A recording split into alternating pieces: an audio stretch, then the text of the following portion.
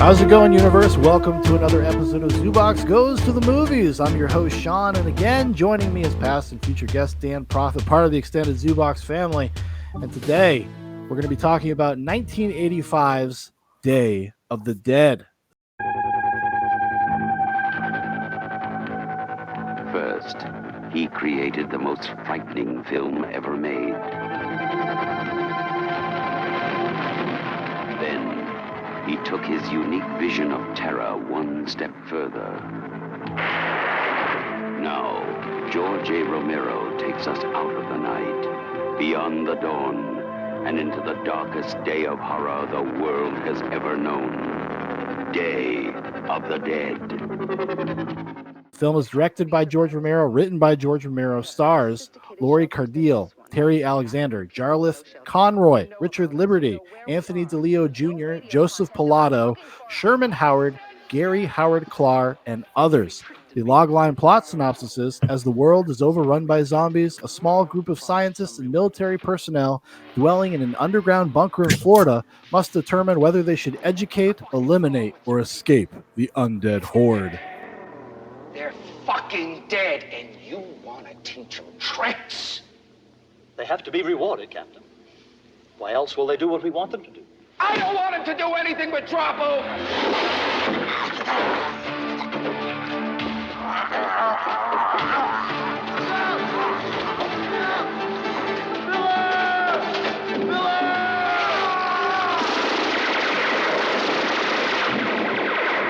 Those are my men in there! That's it.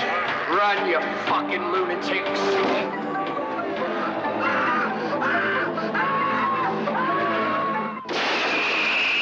George Romero's Day of the Dead, the most eagerly awaited day in horror film history. How's it going, Dan? It's good. It would have been better if you would have acknowledged that there were three people here in frame a few seconds ago. Oh, that's right. I forgot. Like, you're these people that extends anthropomorphic personage to animals. There were three individuals in frame, and and she actually was so pissed at you that she left. She bounced. Yep. Yes, I am happy to be here talking about what I have decided amongst watching it, giving it the Zoobox treatment, taking a scalpel to it.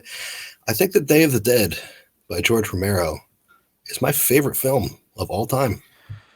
And this is something you've came to over time too. Because what would you say, like, what was your favorite film, or even just in this franchise, even in just the Romero ones? Was it always kind of like the staple everybody kind of goes to Dawn of the Dead as being their favorite one? Or I've gone through a phase with all of them, because I guess I'll just launch into right here at the beginning. I have a long history of love of the Romero zombie movies and zombie shit in general, even when I was a real little kid.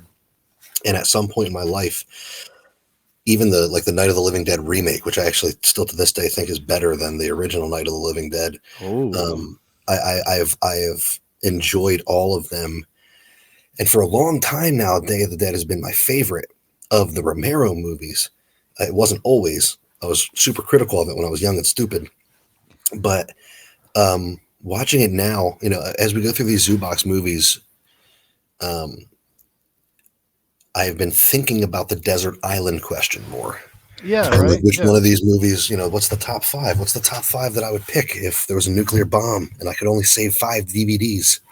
Sorry, Blu-rays. I don't want to offend you. Thank you. And there have been a lot of movies that have been knocked out of the box. After taking 5 pages of notes on them, you're like, that doesn't really hold up as well as I thought it did. Yeah. And then there have been movies that have solidified their place. And then there's this, where it's like, I think this just is Dan Profitt's movie. Yeah. I think this just hits all the notes for me. And I was introduced to it very young, but I didn't see it until I was older. When I was, I must have been between 10 and 12. I was watching a lot of TV after school, as we talked about on the Kids in the Hall episode, like the Comedy Central stuff that was on after school. Mm-hmm. And you go home and you watch all this subversive content that you shouldn't be watching as a 12-year-old, but it's right there in your room. And there was a movie effects show. You might have caught it. It was on one of the random channels. I don't know if it was Sci-Fi or whatever. This was back in the day when cable still had like 150 channels, and it wasn't all just like blank screens playing music. So think, like it's it like was it's it like was it was lights after camera. the It's like lights camera magic or something like that. There's a few yeah, of it was them. on like Yeah. or like whatever was the knockoff of A&E, or it could have been the Sci-Fi channel. They had a special effects show, and I remember they used to play like the same 5 episodes. They played one that had Independence Day, where they showed how they did a bunch of effects from Independence Day, but it came out like a year before the movie came out. So as a 13-year-old, that was like an eternity for me. And I saw that episode like at least a dozen times before I saw Independence Day, but it hyped me up so much to see the movie because I caught all the action sequences and like a breakdown of how they did them all. Mm-hmm. Well, they had one about horror movies. They had an episode about horror movies where they went over some of the big kills from Day of the Dead. And that was my introduction to the movie in general. At that time, I had seen, the Thriller video was a huge thing for me because I loved Michael Jackson as a kid. As we know from the chat recently, I'm an encyclopedia of information on Michael Jackson. I really have genuinely I was and, impressed. and I was impressed. unapologetically loved Michael Jackson since I was a little kid. I got made fun of it even. Yeah, because Prophet made a joke about something, and then Big Paul made a joke back, like, let me know when the dossier is complete. And then Dan just like unleashed a torrent of video links and citations for what we were talking about. I know a lot about MJ, and so like the Thriller video was huge to me because like I had a videotape of that. I loved zombie shit when I was a little kid. I used to have dreams that I was getting chased around by zombies, and I was in my house and my family were zombies. Just because of the fucking media I was consuming. I loved the Night of the Living Dead remake. They used to show that on TV all the time. Yes, yeah, I remember And that. I loved that. And the Thriller video I loved because I had a behind the scenes tape, VHS tape with John Landis. Reach out at his camera. Reach out at his camera. There you go. Reach out. That's good. All right, get in your hole. That looked great, didn't it? What? I said, did it really? Ouch! Better put me down, please. Put you down. Let me know when you need Jackson again. You fuck. Yeah, Going through the entire making of that video, and that was a process. That was an incredible fucking cinematic process to make that cool little music video, and nobody had ever done anything like it at the time.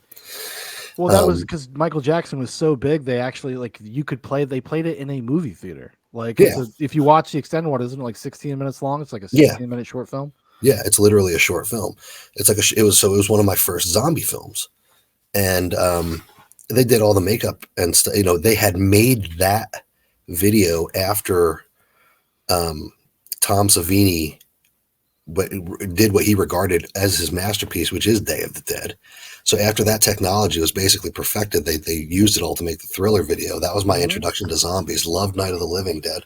And then they had this behind the scenes TV show where they showed you exactly how Captain Rhodes was ripped apart, and the one where the guy's fucking trachea gets pulled and the pitch changes. The pitch changing, that's one of the coolest little details. Movie's so cool, full of details. Which is funny because Tom Savini didn't even realize that they did that in post. That they did right. That Yeah, that's the eagle eye of George, or the eagle ear of George Romero. I wasn't too crazy about that particular effect because there were like a number of zombies involved in carrying out that effect. The zombie behind him was controlling the head movements, And what I didn't like about it was there were so many zombie hands in, you couldn't see Tasso's body because it was built to stretch and tear like the head in the thing, So you didn't quite get that effect. And I didn't realize till years later, someone told me, oh, did you notice how the voice gets higher when the vocal cords get stretched?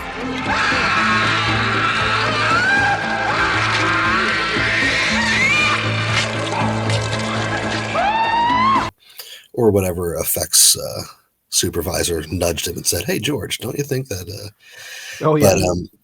But, so that hooked me. That got me so excited for Day of the Dead.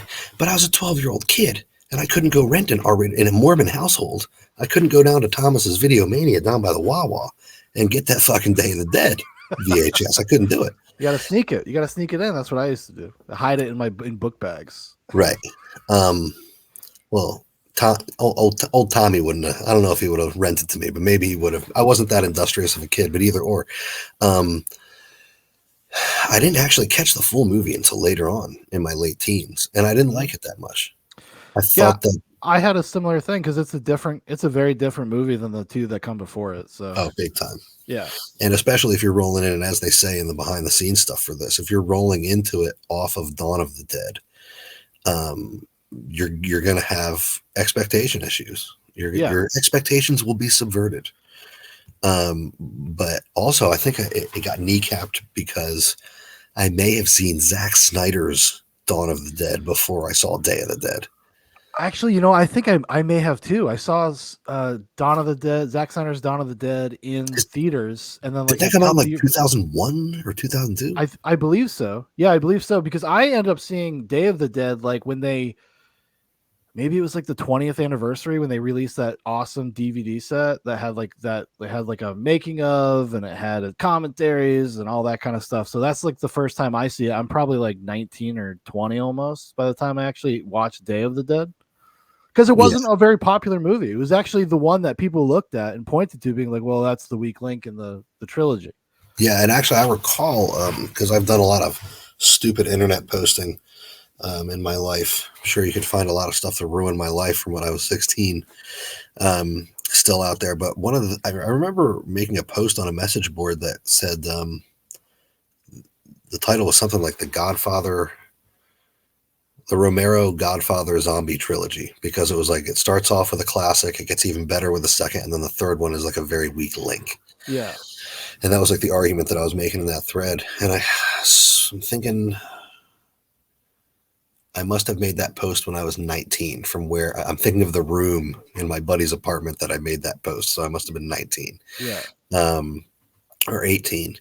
And I did look at it as such, because even though I had come to it and seen all those scenes in their final form and within the context of the actual narrative, I wasn't in a place to like sit down and appreciate what was going on there for a lot of it. Yeah. Things did strike me. I always remember it. And even on one of my earliest demos that I put out when I moved to Boston, I put the sound clip of Dr. Frankenstein talking about civility and how civility must be rewarded. Because that always struck me as a very succinct way of putting that specific aspect of human nature. But it didn't really blow my socks off. It had to sit in the crock pot with me for a few years. I had to watch it a few times. I had to get a taste for the score and get a taste for the way that the tones are so disparate. Well, it's like it's bounce off each other. It's much more heightened than the other two. The other two are fairly grounded movies, for lack of a better way to put it. And this one has like dream sequences and like where the nightmare sequences, and like you said, the score is very of its era. It's like John Carpenter-esque kind of that synth score that, even to this day, when I was watching it last night, I was just like, it works sometimes it does, sometimes it doesn't work that great. But I do think it has like this manic energy that the other ones don't have. Like the first, Night is obviously, it's kind of, they're a little bit of a slower burn, even though the kind of the framework is a little bit of the same, because they're ultimately character pieces. They're about how people deal with conflict and how people deal with crisis, basically. Day of the Dead is no different than that. But there is something about, there's almost a campy quality to some of it, and I think some of that's in the performances. That was what was heavily criticized even at the time. Like Joe Pilato's Rhodes is something that grew on people, but he got ripped apart when that movie came out. And he actually was mad at George Romero because he's like, "Why did you let me do that?" Well, yeah, I mean, it was one of the things that needed to grow on me because the tones are so at odds with each other, where everything is on one hand bleak and dour, and it's all about paranoia and isolation and mistrust and fending for yourself in this tiny little group. And then on the other hand, there's a campy, silly quality to it. The score flips to this like upbeat Caribbean kind of vibe every once in a while. I know. Which there's a reason for that. Saying the darkest shit possible, like the guy's like, he's like, hey, you know, they're probably gonna kill you because you're useless, and then it's like this light Caribbean score music. It's like Michael Scott on the steel drum. But the rest of you better start worrying, you know.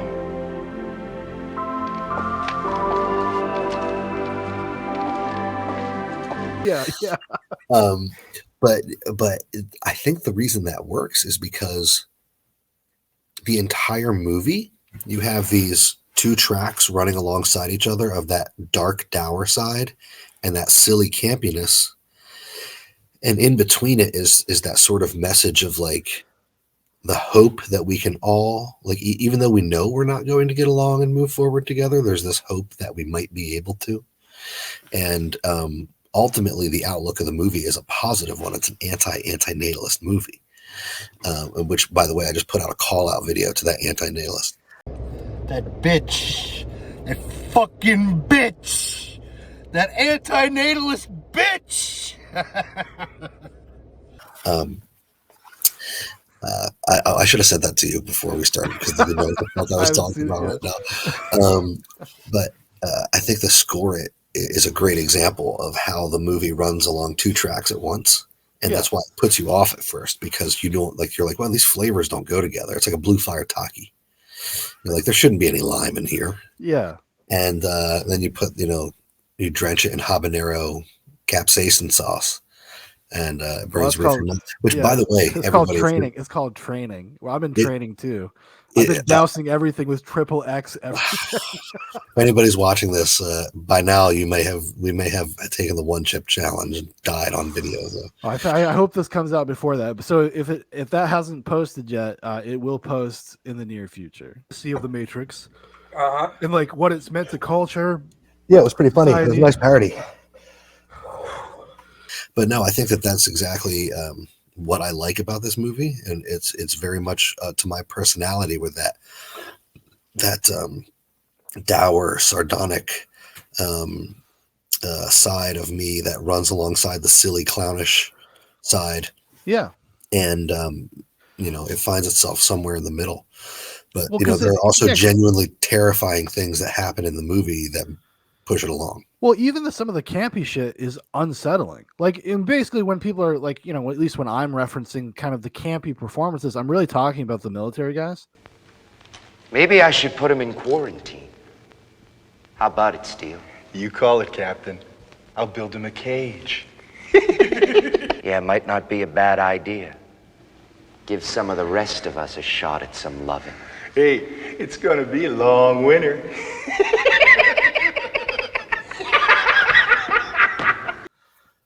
Like Rickles, Steele, Rhodes, like they're psychos. They're fucking nuts. And the throwbacks. Yeah. Well, you know what they say about throwbacks? You're a fucking throwback. You've been spending too much time underground, huh? It's okay, Steele. Throwbacks all got big dicks. They all got big dicks. Classic. Fucking Rickles, man. Which is so funny that his name is Rickles. But because he's a short little fat guy. Side note, I've completely I horrified and confused Caitlin like all week because I've been like picking up Theo by his shirt and being like, "You killed Rickles! You almost killed Rickles!" And like Theo's giggling and like because we're always wrestling around. Yeah. But she's like, "What are you screaming at my child?" You wouldn't understand. You should watch more movies. That's what you should do.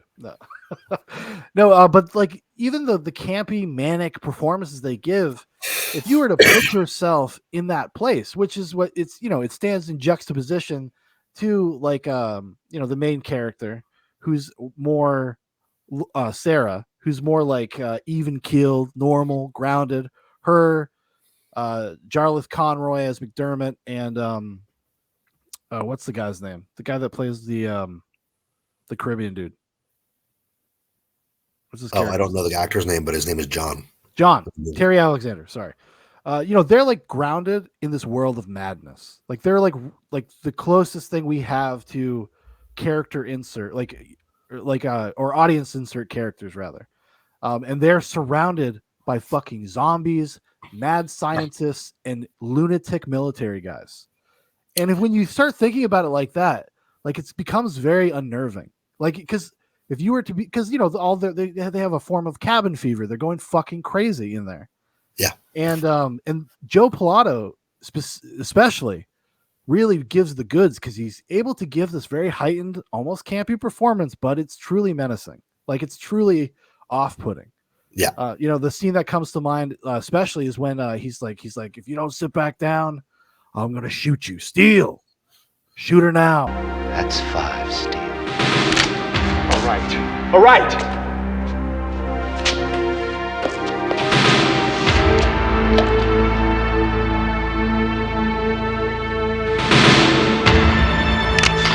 No!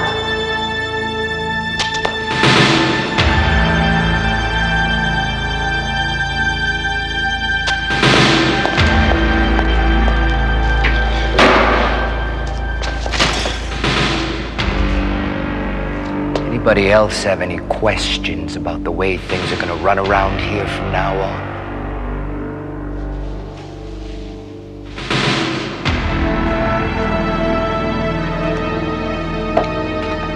Like it's actually a great tension filled scene. Oh yeah. And it shows actually Romero's tact as a director, because that entire sequence is like 10 minutes long. Yep. And it has all of these peaks and valleys and ups and downs, and like Yep. new things happen and new things are revealed, and it's actually just a really masterfully directed sequence. And a lot of this movie actually doesn't even involve zombies very much. It's literally like people in a limestone cave, like yelling at each other. So I'm kind of curious. I didn't go back and read any of the old reviews, but like I wonder what the disconnect was. I guess it must have just been a mixture of expectation and not having, I guess, like being able to sit with those disparate tones like you were talking about, like, and really kind of appreciate it for like its own. It's a unique, idiosyncratic movie. Like it's got its own vibe. It doesn't feel like any other movie of that genre of the time. It doesn't really feel. It feels very distinct from the other two movies. Well, just like Dawn felt distinct from Night, I suppose. Like they're three distinctly different feeling movies, even though they all have similar themes. The problem is that by that time the zombie genre had evolved into a thing, and George Romero was swimming up his own stream, because what I believe Return of the Living Dead had just come out either the previous year or a few months earlier. Yeah. And when you watch some of the behind the scenes with the actors, like the lady who played Sarah, she said that her family would call her up and be like, "Oh, we went to see that movie and you weren't in that movie. What are you talking about?" In fact, some of my distant relatives went to see it, Return of the Living Dead, and said, "Laura, you weren't in that movie." I said, "No, that's not the movie." There was a lot of confusion around that. Yeah. There was a lot of there was confusion with the public between Day of the Dead and Return of the Living Dead. And then also Return of the Living Dead was just a fun, campy, zany. Yeah, it's a cartoon. Fest. It's a cartoon. Like, yeah, so that had a mass appeal, and then it was like, oh shit, like now you want me to like watch Breaking Bad after you just sold me How I Met Your Mother. Yeah. And it didn't play, and I guess it also didn't have a good time. The studio didn't like it because, of course, it pulled strings that the studio didn't want to pull. It was R-rated. It was in very few theaters, and the advertising campaign was horrible. I watched some of the advertisements, and I watched an interview where George Romero talks about his disdain for it. And then there was that. I don't know if you watched any of that video of Tom Savini on Letterman. I mean, Tom Savini in his appearance on Letterman, he looks like Theo when he spilled something. Yeah. And and you know, me or Mama says bad job, and he like looks up. That's awful. No, I didn't actually get a chance to watch it. I'll cut it in here. He was, oh my God, decapitated. Let's turn him on. There. Oh, good Lord. He also looks around, see? His eyes open. He was decapitated from the upper lip up, and he's still alive, see? Who wants Jello? Yeah, dude, it's so awkward. I mean, and we know Tom Savini. Okay, we know him personally as movie nerds. We know what Tom Savini's like. He's not a guy who reins himself in very much. No, he's not a wilting flower. Like No, he's one of us. He's a Chad. Yeah. And so to see him like with a bridle on in front of David Letterman, and David Letterman's like poking fun at his prosthetics, and they're all, first of all, he's got all of his prosthetics out on the table, so he's spoiling all the good gags from the movie right off the bat in like really unflattering television studio lighting. Where you can see all of the clay and stuff, where it doesn't look good. In the movie, it looks so creepy, and then sitting there on the table in front of and David Letterman.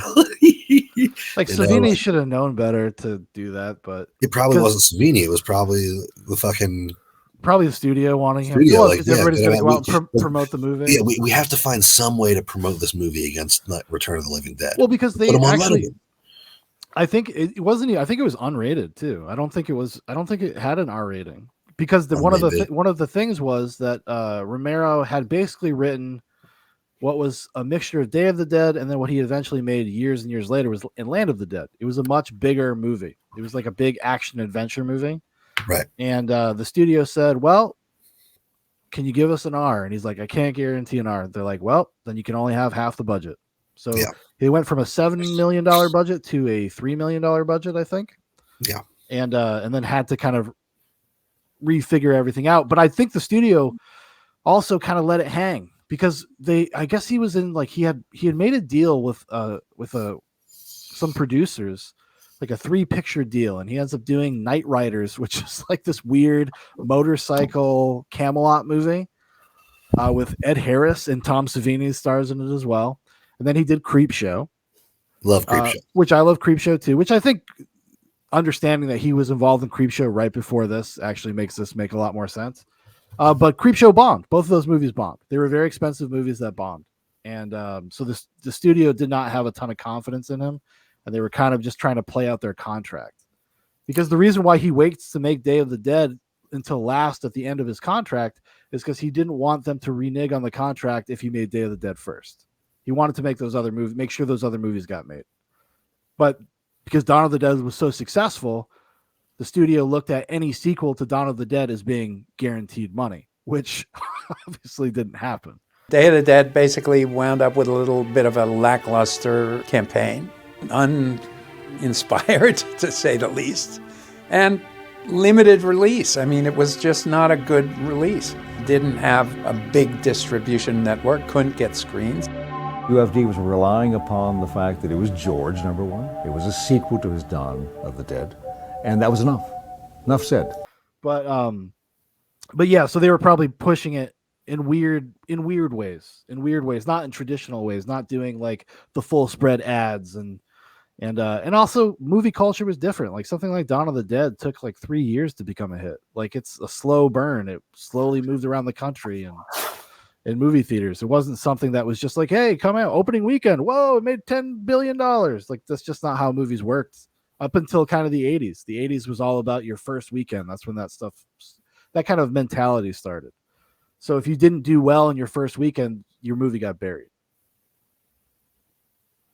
And Savini was probably kind of a victim of that, probably, and that sucks. Oh, certainly. And they had to push him out front because it was like there's no star power except the director and the effects guy. So if you like, what's the hook to get people in? Oh, well, and you can just see the wheels turning in like the studio executive's mind. Oh, well, it's about all the gore and the special effects and the goblins and stuff. So we'll just we'll take Tom Savini out there. We'll have him show David Letterman some of the special effects. And David Letterman's like poking fun at it and shit. And it just doesn't work. Yeah, that's lame. That's lame.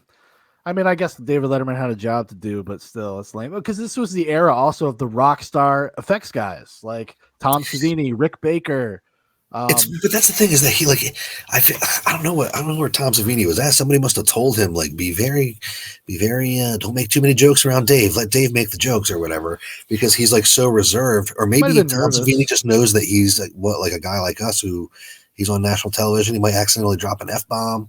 I mean, Tom Savini named one of the zombie effects corpses Moose Clit. Yep. You know some of the gags had nicknames, right? Like Moose Clit. I think that was the one on the table where you see the the body, and you see the head like cut off laying there. I think that, I think that was called moose clit. Because it looked like a big moose clit, You might put some beeps in there, Because it looked like a big old moose clit, is what he said. Yes. So you have a guy whose definition of funny is like a brain connected to a spinal column that he calls a moose clit, and now he's got to like control himself in front of David Letterman and not say anything naughty while also promoting this movie. Yeah. His brain was probably going in 12 different directions. He probably sniffed a little coke before he went out there, and he was probably just like, shit, I don't want to say anything bad in front of all of God creation and David Letterman and NBC. And it just came off as very awkward. And I think that, that's part of the reason why the movie bombed. Bad promo. Yeah, bad promo. Ooh, I bet you it was probably an act of desperation to get people to see it after it came out too. Because like how do you? Well, in fairness, thinking about the film Day of the Dead, like how the fuck do you market Day of the Dead? How do you market Day of the Dead? Right. Like you said, there's no stars. Like half the cast is unknown stage actors. The lead actress is an unknown stage actress of that in that era. Like that's where George Romero finds her. Right. Everybody else, like other than like a few people, like Joe Pilato, I think had done a few things, but they're mostly small time actors, and everybody else involved is like from Pittsburgh. Like there's no Hollywood is not really a part of the DNA of this movie. Really, it really is an independent film in the tradition that George Romero liked to work.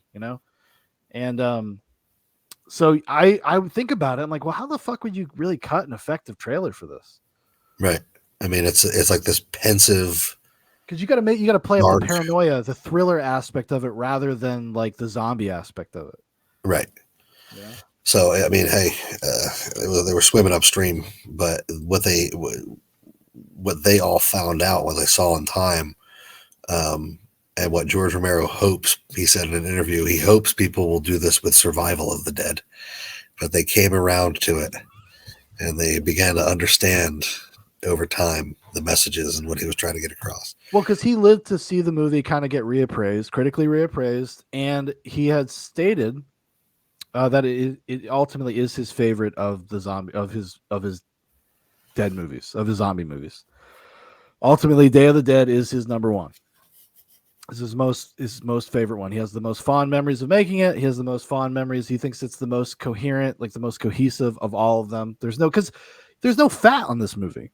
Like it is like a very tight, well executed movie. And he even talked about some of the post production. He's like, yeah, basically like it was pretty easy to cut together because there really wasn't much else. We basically shot the movie.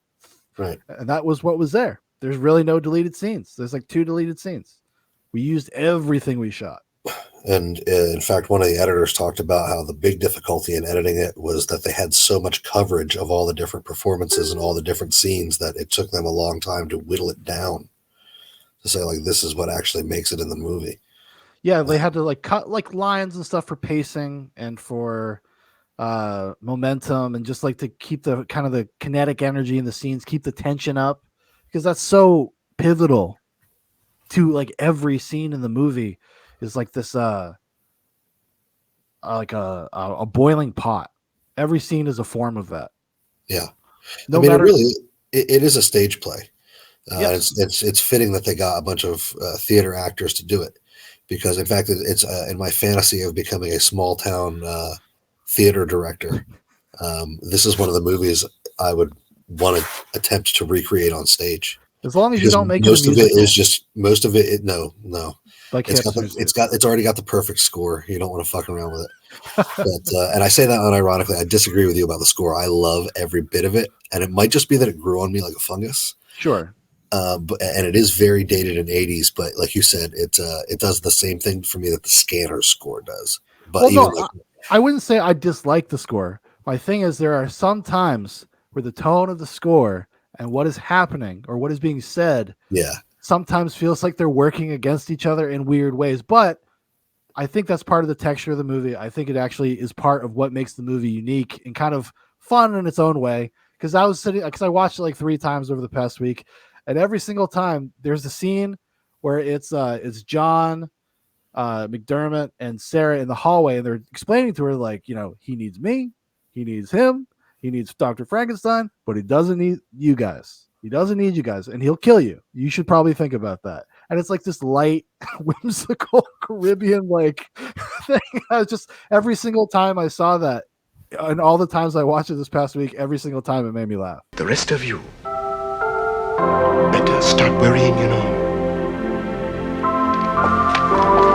Like, just like kind of chuckle to myself, like, well, that's kind of funny. I don't know. Yeah, no, I get it, and I think that I don't know how much of that is intentional and how much of that is that the fact that they were like the guy was pretty much scoring it as they were sending him scenes down from the editing room, But despite those little pockmarks in the score, like the pacing and the timing of stuff, the actual core of it, that thumping rhythm, boom, boom, boom, boom, boom, Yeah, boom. it's a very John Carpenter score, actually. Yeah. It really It's is. good shit, and I will treat myself to it on vinyl one day. Hell yeah.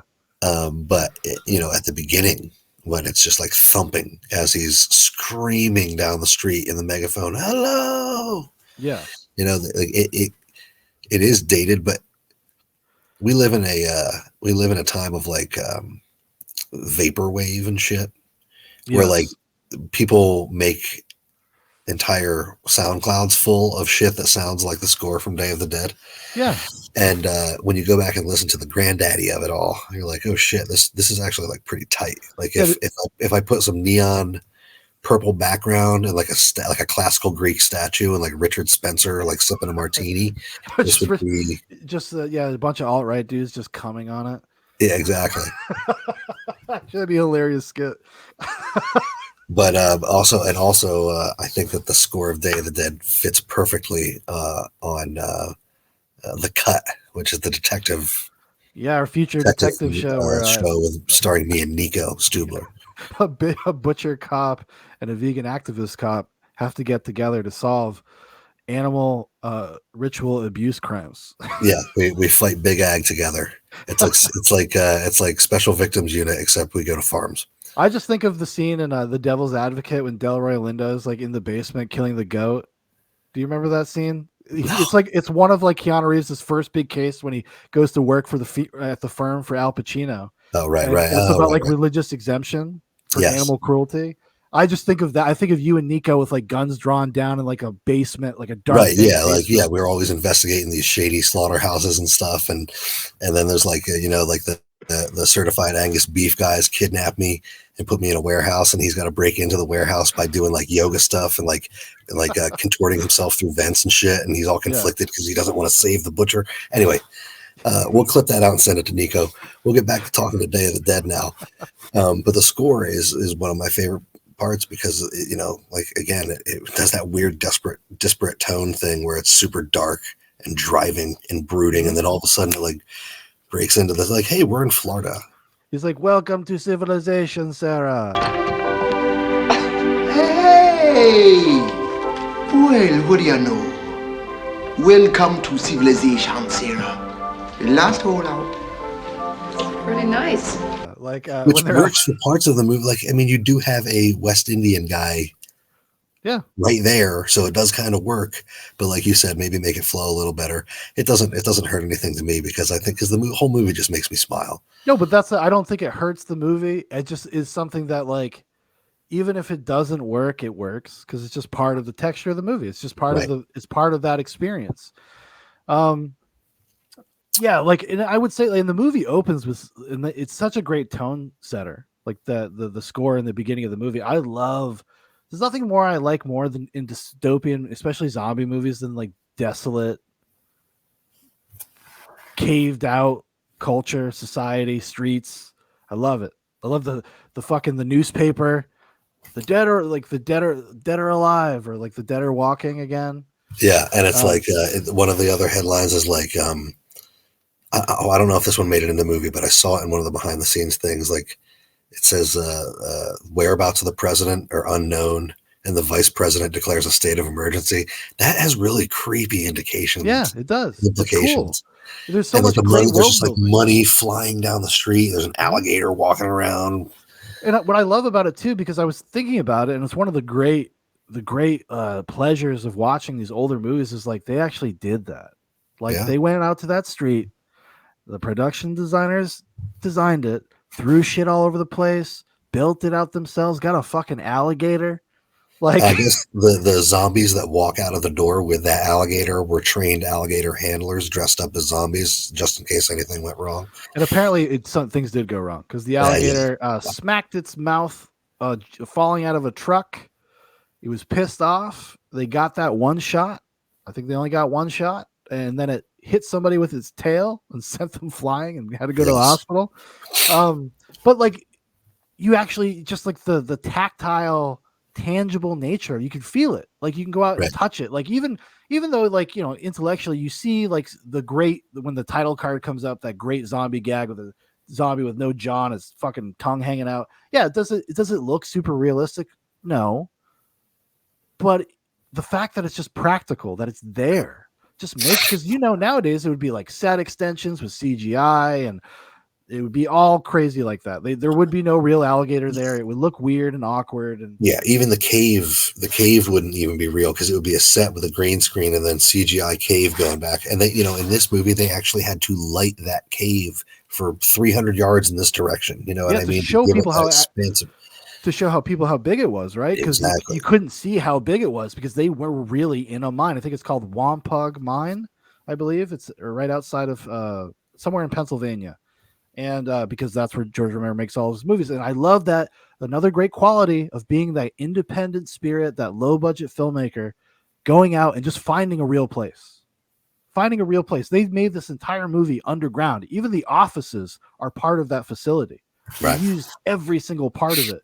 And it adds such a beautiful texture and atmosphere to the movie. It's like free production value. Like you couldn't build that set. You couldn't build that set. Exactly. And much like the back rooms thing that I keep shoving down your throat, which, some of these hallways and rooms and caves look like shit out of the back rooms. Part of what makes it so scary is how uncanny it seems. Yeah. Like when you watch that short movie, you'll see there's like all these rooms that are sizes that don't make sense. Like there's no reason for there to be a corner or a hallway there, but it's there. And just the fact that it's like the lights are in a really weird pattern on the ceiling for no reason. And it's creepy just sitting there. And that's what the atmosphere of the movie is evoked from the set, or I should say the location, because it was because it works on a subconscious level where it fucks with your sense of spatial awareness, and it actually makes you feel uneasy as you move through spaces. I know you're gonna laugh at me, but like Stanley Kubrick's The Shining does a very good job with like fucking with spatial awareness, which adds to like the subconscious feeling of unease and dread as people are walking around the house, because you can never, or around the hotel, because you can never get a good sense of where people are in relation to rooms and stuff. And it's something that they did on purpose once you start diving into it, if you're a real film fan. Dan says shit like, "Oh, Stanley Kubrick throws macaroni at the screen and you guys love it." I'm teasing. I am teasing. I know you are. No, but like, so that this movie has that similar quality where you can never really get a sense of like how this area is structured. So it adds tension because like, well, there's zombies around and you don't know how they can get out of here. Like you're never like sure where they are in relation to the exit. Because even if you knew where the exit was, like spatially, it might give you some sort of sense of comfort because they would have a goal. They would have a line where they could run to, and you're never really aware of that until like kind of towards the end of the movie. Yeah, and the fact that there's two ways out of this place. There's a huge industrial elevator that goes up to a helipad where you can't physically get out because there are zombies breaking down the fence. Mm-hmm. And the only way for you to get out is to manipulate the helicopter pilot into taking you where you want to go. And then the other way out is to go through the corrals into the caves and get out the silo the back way. Like there's no good option here. No, yeah. And these people, like you said, they have cabin fever. There's 3 groups down there.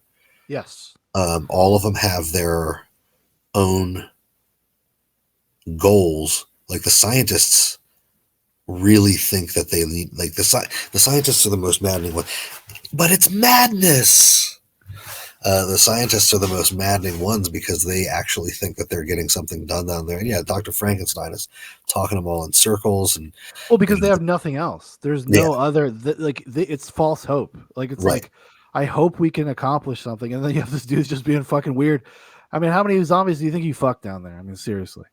But well, yeah, I mean, I was thinking a lot about Chris Chan, especially when the mother stuff came up. I think that JLP needs to talk to Dr. Frankenstein and have him forgive his mother. Yes, I think it's a little weird that he named his test subject his dad's nickname. It can be domesticated, Sarah, don't you see? It can be conditioned to behave the way we want it to behave. And all that's required is 15 hours of fancy surgery that only a handful of people are trained to do. I thought we were going to stop work on the neurophysical and concentrate on something more practical. These finds are central to the condition. I will not stop any work that might lead to an answer, let alone on an area that is central to the condition. He's like trying to paternalize his role there in the I don't know, it's really weird, but either or, yeah, like he's doing weird stuff. Nobody seems to be wanting to rein him in at all, and it just doesn't seem like any of that situation is sustainable at all. Like it has to come to a boiling point. Well, because none of them are on the same page at all. Yeah, they all got different ideas concerning what they want out of life there, man. Well, and it's great. It's great. He does a great Jamaican accent 85% of the time, and then the other 15% of the time is bad. Yeah, little bad. A few questionable line readings, but what would an 80s genre movie be without a few questionable line readings? I think that I'm gonna ADR the entire movie in my own Jamaican accent. All the characters are Jamaican, all of them. All of them. And I like that they actually visualize this disconnect between the groups, because in the first meeting that they have, when they're having dinner, and it's when, like, you know, Rhodes threatens to shoot Sarah and stuff, like the soldiers are in one spot, the scientists are in another spot, and then the pilot and the technician guy are in another spot, and they're in this giant hall, and they can't even sit together at a table. Yeah. Like these are people they think there may be nobody else alive in the world. They don't even know. And they can't even sit together at a table.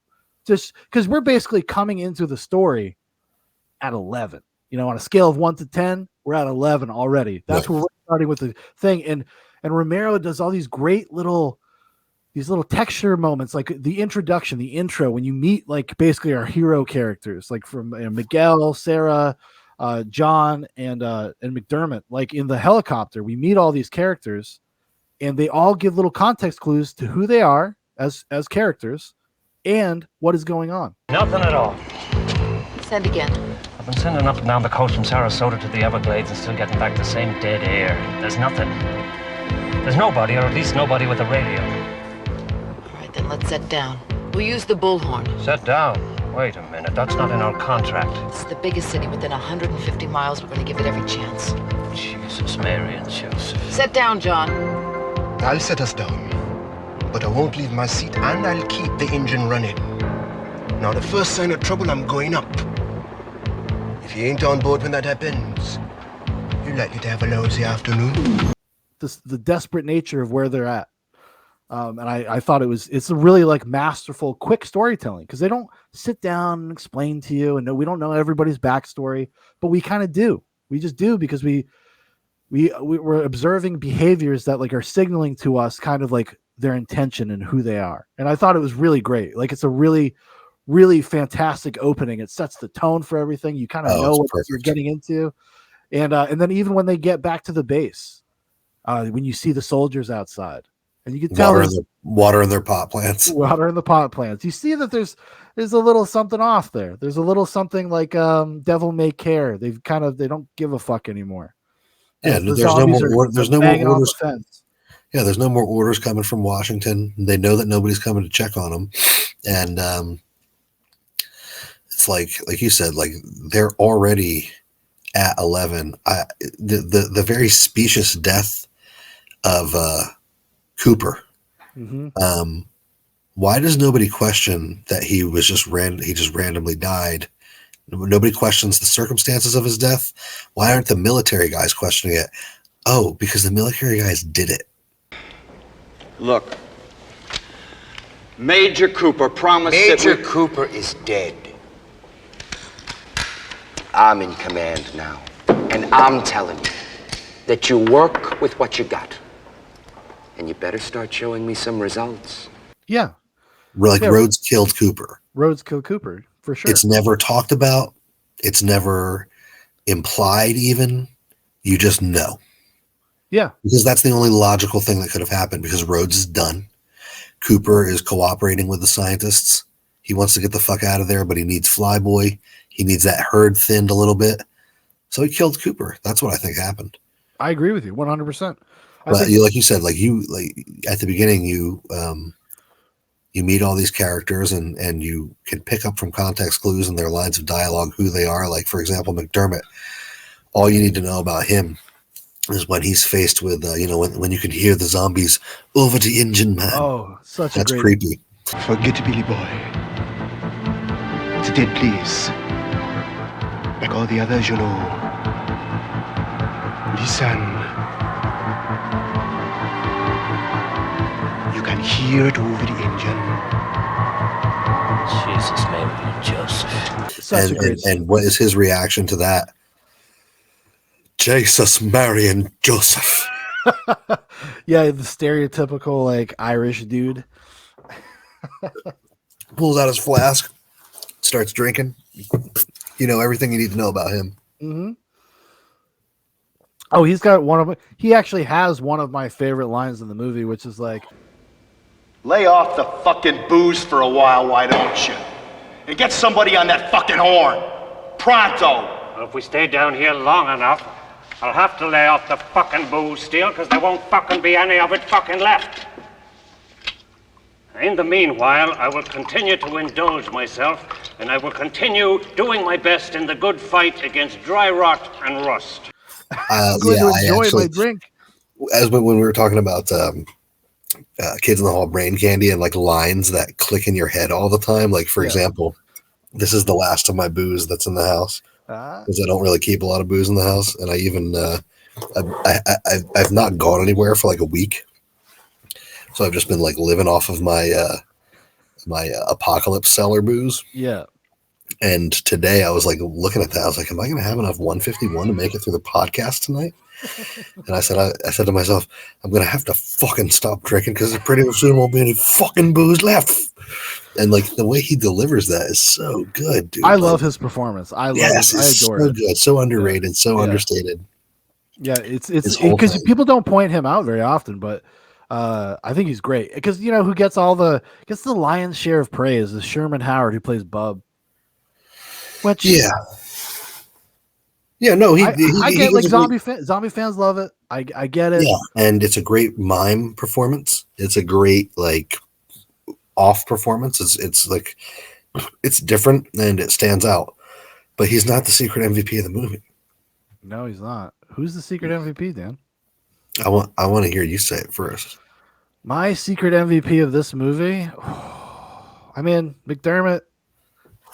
Probably would be McDermott, but I might have to give it up to Steele. Fucking A, biggest piece of meat in the cave. I don't want to excite the lady though, not with her boyfriend around. I'm so happy you said that. That's exactly what I was thinking. Because, dude, Steele has the hot line readings. He nails every single fucking thing. That dude's coming in hot every scene, every line reading. Every line. That interaction that he has with McDermott. You better lay off the fucking booze, old man. You better get somebody on that fucking radio. He reminds me, even his laugh especially reminds me of a boss I used to have at Whole Foods, Steve Sanders. I was going to say, it's always, I recognize, I've met him. Steele. Yes, you have met Steele several times. And Steele is so much like Sanders that I wish I could green screen Sanders into Day of the Dead because he has like the same affect. He has the same laugh. And like Steele is such an intense character. He's always on. There isn't a moment in this movie where he's questionable in his performance. He is knocking it out of the fucking park. And the actor even said in an interview, he was like, I know a lot of actors would be embarrassed to say this, but I had the time of my life chewing every single scene in that movie. Yeah. Because that, when you go into the character of Steel, you got to go in fucking hot. Well, because as an actor, like, how many opportunities do you have to do that? Like, to be a showpiece with your performance. Right. It doesn't happen very often. And he really relished it, and he really dove into it. But I also like, and it was also in that behind the scenes documentary. I'm sure we watched the same one. That he also he felt like he kind of understood Steel and wanted to give him he want a redeeming quality. And his redeeming quality was to make him Catholic before he kills himself, like to make the sign of the cross with a gun before he blows his brains out. Yeah. I thought that was interesting because, like, he just didn't because that was his idea, that was his input. That's what he went up to Romero. He's like, can I try to redeem him a little bit? Can I try to redeem Steel a little bit? Like, he's in over his head. Come on, George. He's in over his head. He's crazy. All of these guys have a secret humanity that is hinted at, and I'm glad that actor stood up for that bit for Steel, because it didn't save his character, but it showed you his humanity in those last seconds when he's alone by himself with God. What does he do? He gives it up to God. Yeah. And that's the best he could do in that moment. The other thing, and this is one of the tiny details that has chilled me for years, and nobody ever mentions it when they talk about this movie, Rickles' wedding ring. There are two instances where the camera lingers on Rickles' wedding ring. The first is when they deliver two of the zombies into the lab, and then as they're shutting the door and on the way out, Rickles slams his middle finger against the window and says, "Fuck you!" And his wedding ring is prominent, like very prominent. Which is a beautiful piece of visual storytelling. Right, betraying that, Rickles is a fucking asshole. He's a throwback. Throwbacks all got big dicks. But he lost his wife. He lost his family. He might have had kids. Yeah, exactly. And he loved his kids as much as I love Theo and you love Foster, even though he's Rickles. Maybe Rickles isn't like that all the time.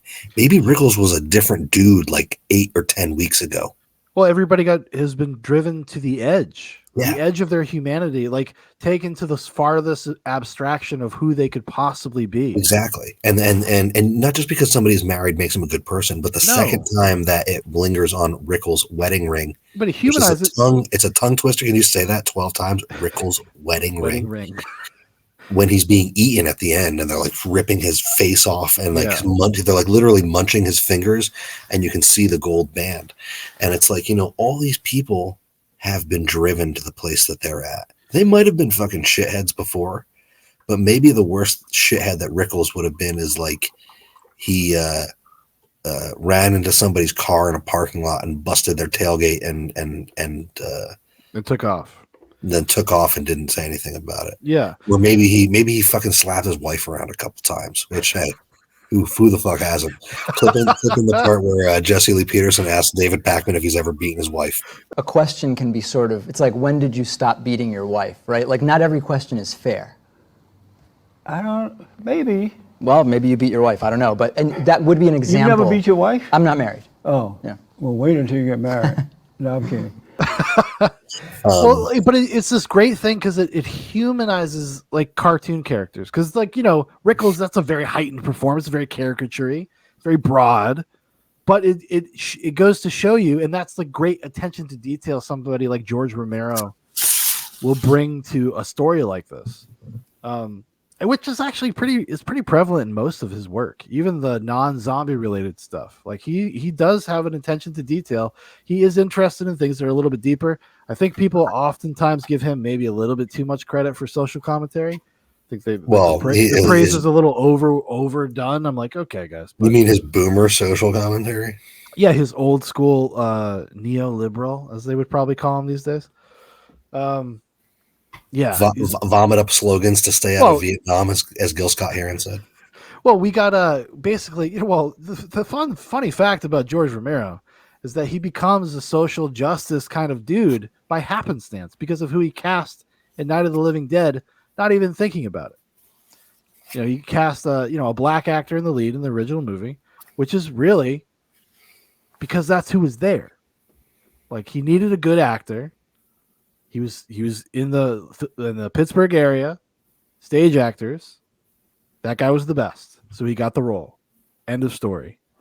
And people over the years obviously have retconned that to be like this great moment of giving a black man a lead role, and he got to have all this stuff, which is like, it ends up being part of the movie, I suppose. It ends up being part of the subtext of the movie, but it's not done intentionally. And obviously, just Dawn of the Dead with all of its very kind of basic critiques of commercialism and consumerism and American life and Land of the Dead, when the strong, powerful black man raises his fist to Dennis Hopper and the zombie black man. Yeah.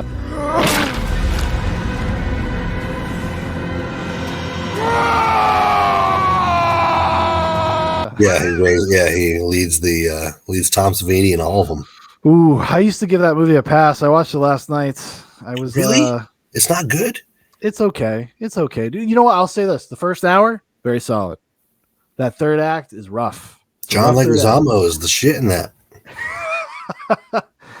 Dennis Hopper, like I wanted Dennis Hopper to be like a crazy Romero character, and he's just like a businessman. I was like, oh, that sucks, dude. Go into Koopa territory. Go into King Koopa territory. Right. Come on. The furthest he goes into that is when he picks his nose and is like, zombies creep me out. Which is hilarious, by the way. It's a great bit. You have no right. Also, he just starts yelling at them. He's like, you have no rights. Well, the zombies are like taking over the city. Man, maybe I shouldn't watch that because I remember it with fondness because it came out right after or during when I graduated from high school. Yeah, it came out like 2 years after Dawn of the Dead because Romero called Universal and said, "What the fuck?" Right. And I remember writing about it because I've always had some college. Okay, that's what I have to put on applications. Some college. Oh yeah. And after I graduated high school, I took a couple classes at what is now called River Valley. It was the Keene Community College. Okay. And I took an English class there just to keep up with my writing. And I wrote one paper that was called "They're Coming to Get You, Barbara," because the teacher's name was Barbara, and I hated her. And it was a deep dive into Romero's 4-part trilogy. And I touched on, actually, you know what? I hadn't actually seen Land of the Dead when I wrote the paper. I had read the script. The movie hadn't come out yet, but the script had been leaked. So I read the script and incorporated my critique of that into the paper. And I remember being very fond of it. I remember thinking that it kind of completed the trilogy, quote unquote, and took all of the ideas that were started in Day of the Dead and the things about the zombies remembering, yes, and learning and growing and kind of starting over from a blank slate, from like a reptilian blank slate. Yes. It's a coda on the series. Like it's right. It's not actually part of the trilogy, but it's like the period. It's like actually kind of what because we mentioned it earlier. Francis Ford Coppola had intended Godfather Part 3 to be. It was supposed to be called The Godfather Coda because it's supposed to not really be part of the main story. It's just kind of like let's put a period on some of these ideas because it encapsulates kind of a microcosm of everything they've talked about in the series, but most especially the nature of zombies and what they are and what they could be potentially. And also they get to fuck around with the budget a little bit for once. Which ends up kind of probably working against them. Really? Listen, I'm not saying it's not awful. I wish I had time to watch it before we did this. It's not awful, and if you ever want to revisit it and we'll talk about it, I'm totally down. It's not an awful movie. It's not at all. Like, but it just feels like it's of its time, and it feels a little, also I watched it right after watching Day of the Dead, so that also might add to it maybe feeling slightly redundant. Because Day of the Dead basically hits a lot of these themes without being so explicit about it. Like I don't need to see what I know is going to happen. Like Day of the Dead leaves the door open. We explore this concept with Bub, this idea of like you said, the reptilian brain, this primal notions of and how you can condition them and how it's all about just basically survival for them at some point. And they will do whatever function is required of them to survive. They are self-aware enough to know that they want to live, and they will rise to the occasion to do that, as long as they have a teacher, which is what Bub is in Day of the Dead, and which is what the gas station attendant main featured zombie is in Land of the Dead. Like he shows people, he's like, showing a zombie how to use a gun. He's showing a zombie they can walk underwater. Like,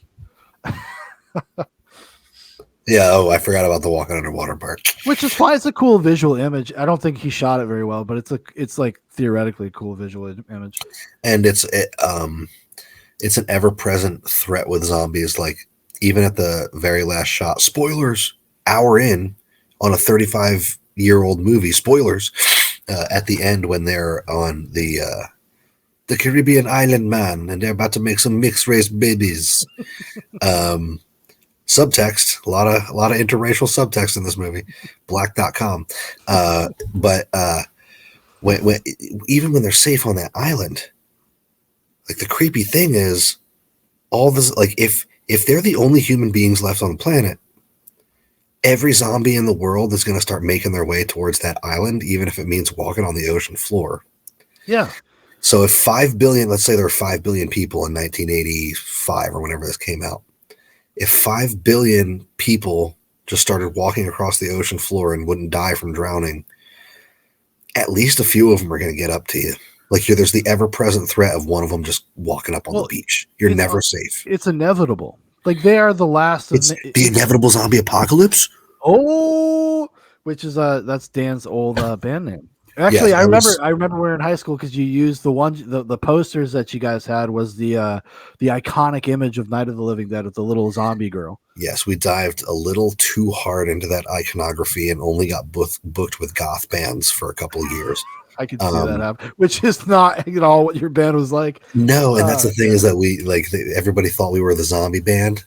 Like, I the zombie thing goes deep with me. Like I said at the beginning of the episode, I've always loved it. So we named the band Inevitable Zombie Apocalypse, and to us, the joke was that we were coming right out of the gate with like a lot of rock cliches. Yes, like the first album that is the band name, the album title, and the first song title are all the same thing. Yeah, like Black Sabbath or like Bad Company or whatever. You're thinking of the meta layers. Yeah.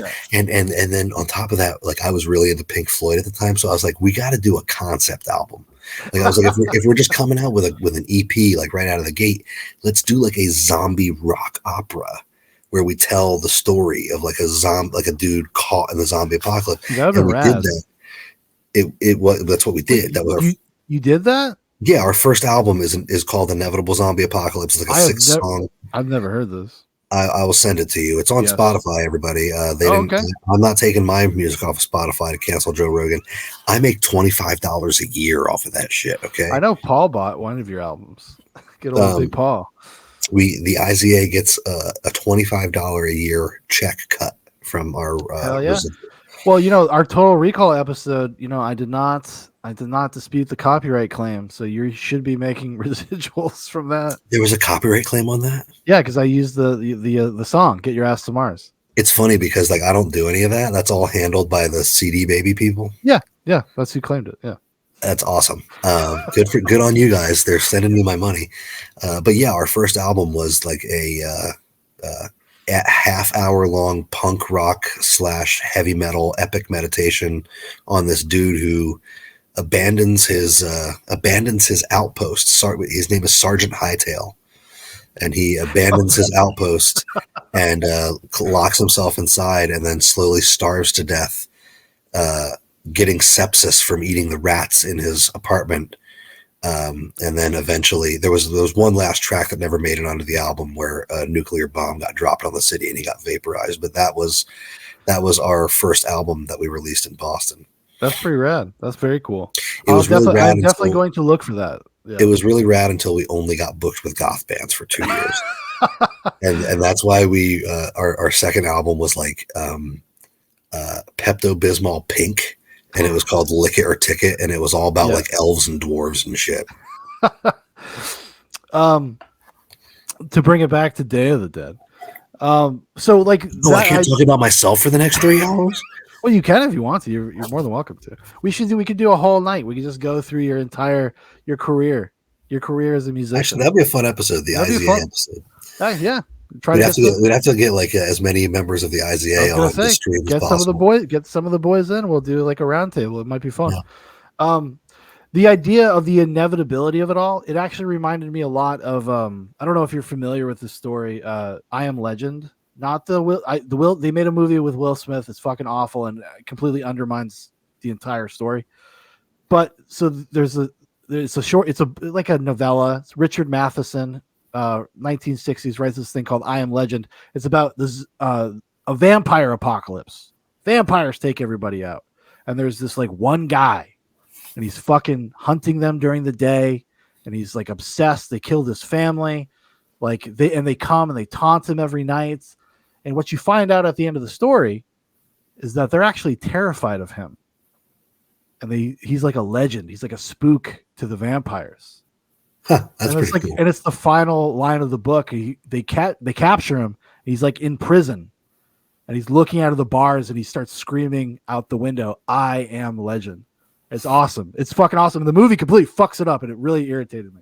But anyways, but it reminds me of that because like, is that because in the movie Will Smith grabs the bars and screams, "I got to give me one of these"? Woo! And then he goes into some sort of hip hop song. No, they completely undermine it because he actually finds a cure to the vampires and he gives the cure to some lady who takes it to a fucking compound of living humans so they can cure the vampire disease. You're like that's completely misses the point. But anyways, there is that, like with like Land of the Dead in mind, there is that concept and they even kind of bring it up in Day of the Dead. They understand that when they get wrangled, they get corralled, they're going to be taken to Dr. Frankenstein and it ain't going to be too good for them. Yeah. So they have the survival instinct. They're actually just as afraid of you as you are of them. Like and you're the holdouts. You're the ones that aren't the fucking zombies. You're like the ones fucking it all up. Yeah, like the bugs in Starship Troopers. The bugs in Starship Troopers. Just give up. Just give over. So I when I was watching it, I was like, oh, it's just an interesting, I guess, parallel probably to just sci-fi of the time. I'm sure George Romero was familiar with I Am Legend. It was a very popular story. Richard Matheson also was involved in writing one of my all-time favorite things, Kolchak the Night Stalker, everybody. Yeah, like it's a cool idea to think about, this idea that like in the face of the inevitable zombie apocalypse, you might be a holdout and they just might be afraid of you and want to kill you because you're a fucking holdout and you're killing them. Like you're killing their people, their community. And that's kind of what they go towards in Land of the Dead as well. Like there's this primal thing of they all want to survive. They all feel like this need to fight back. They have to take over. They have to fight the living military. Like they have to form their own military. They have to learn how to use guns again, etc. Yeah, I mean, it goes back to the concept of tribalism and stuff we probably can't talk about on YouTube. But people got different ideas concerning what they want out of life, man, darling. And that is one of the theses of this movie, is that even a group so small as them, what does he say at the beginning of the movie after Cooper dies? He says, and then there were 12. Mm-hmm. There's 12 people and they can't go in one direction. Yeah. Yeah. And when they get locked into the cabin fever aspect of it, they start to get fucking murderous and like horribly racist, even for me, Jesus. And like the constant threat of rape towards the woman. Like how long do the threats go on before that just fucking starts happening? Well, yeah. How long was the subtext of the threat before they just started saying it, right? It's going to be a long winter. Well, maybe I should cut off his extracurricular activities. Maybe you're keeping him too busy at night. We're talking about a man's life here, you son of a bitch. And the lives of others he might put in jeopardy. Maybe I should put him in quarantine. How about it, Steele? You call it, Captain. I'll build him a cage. Yeah, it might not be a bad idea. give some of the rest of us a shot at some loving. Hey, it's gonna be a long winter. Well, yeah, that and like I never ever in my life, and I guess I just been a while since I watched this thing, calling Spanish people yellow. I never heard of that before. I was like, where did that come from? It's the way the sticks say yellow. Jello! And it comes from, he's like, oh, because they say jello like yellow, or they say yellow like jello. Yeah. Like so like stupid mongoloid caveman shit. Like, yeah, like you can just tell that he and Rickles are just down in the cave all day talking shit and making up inside jokes and talking shit on everybody. And like Miguel he's that yellow spick bastard, and it's like he's the only one getting fucking pussy down here. God damn it. Yeah, and then you add that element to it, and then all the guys are starting to get horny and shit. It's been weeks since they've been down there. Everybody knows that Washington isn't checking up on you now.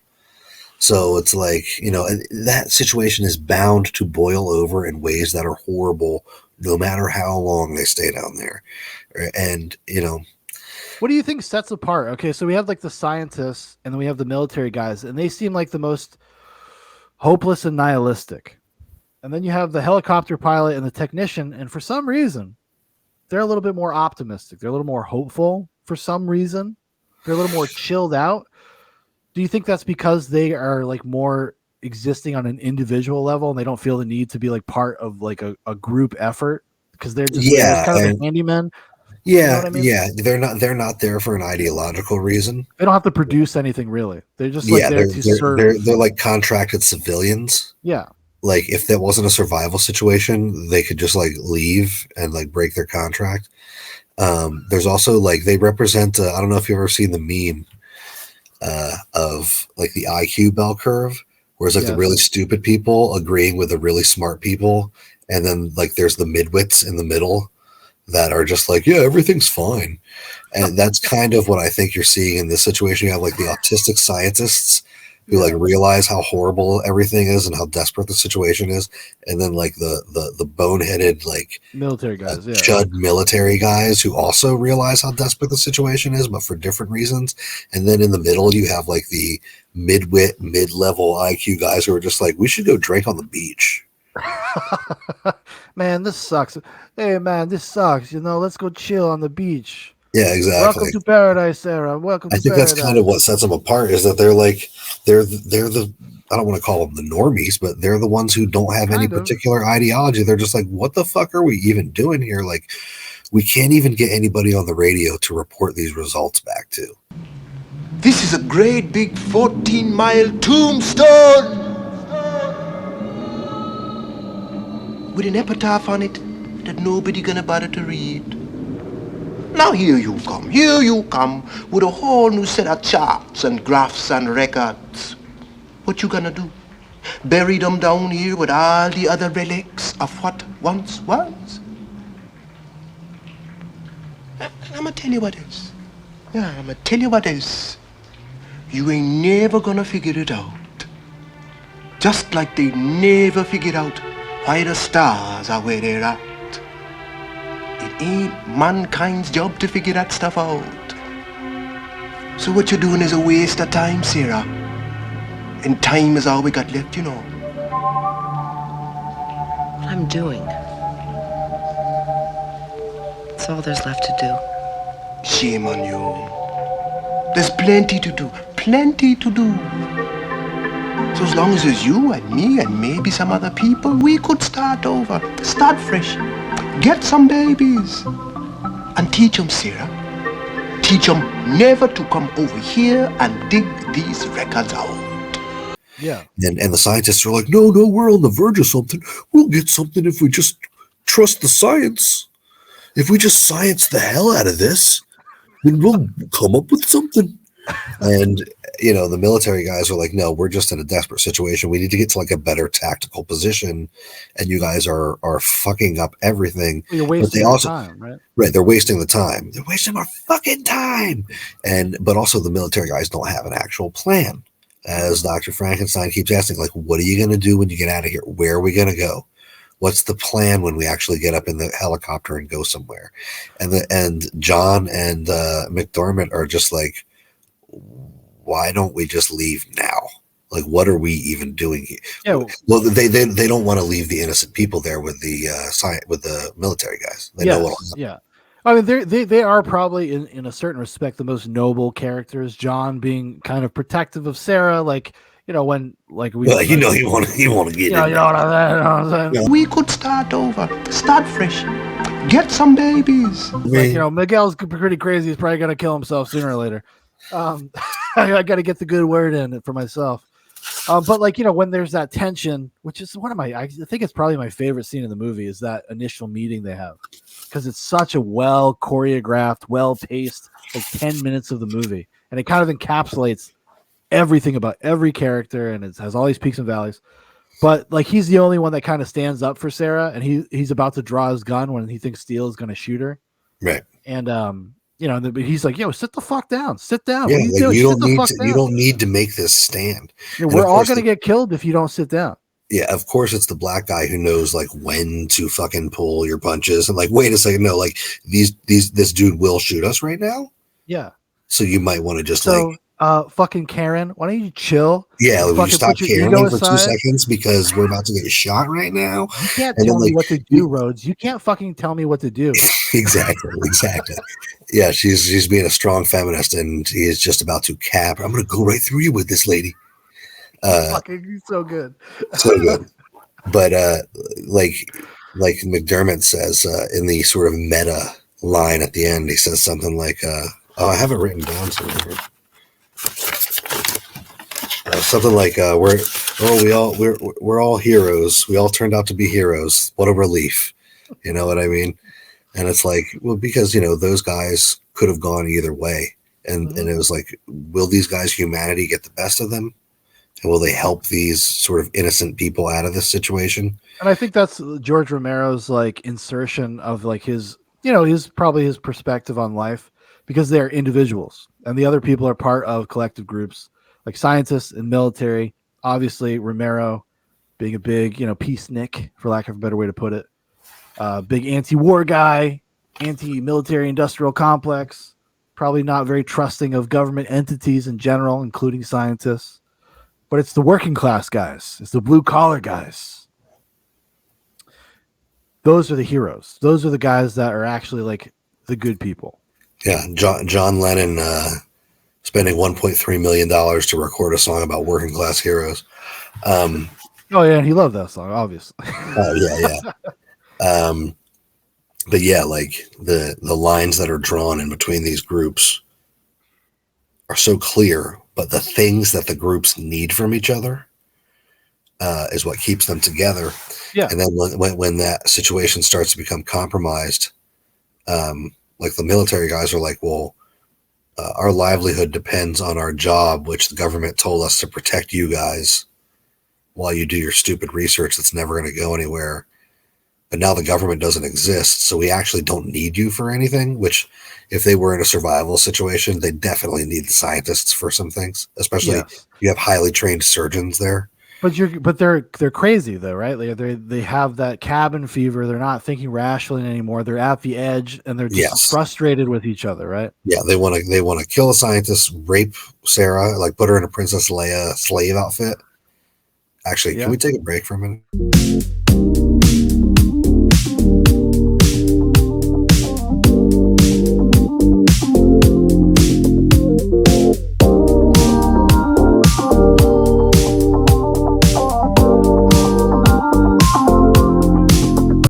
Hold on a second.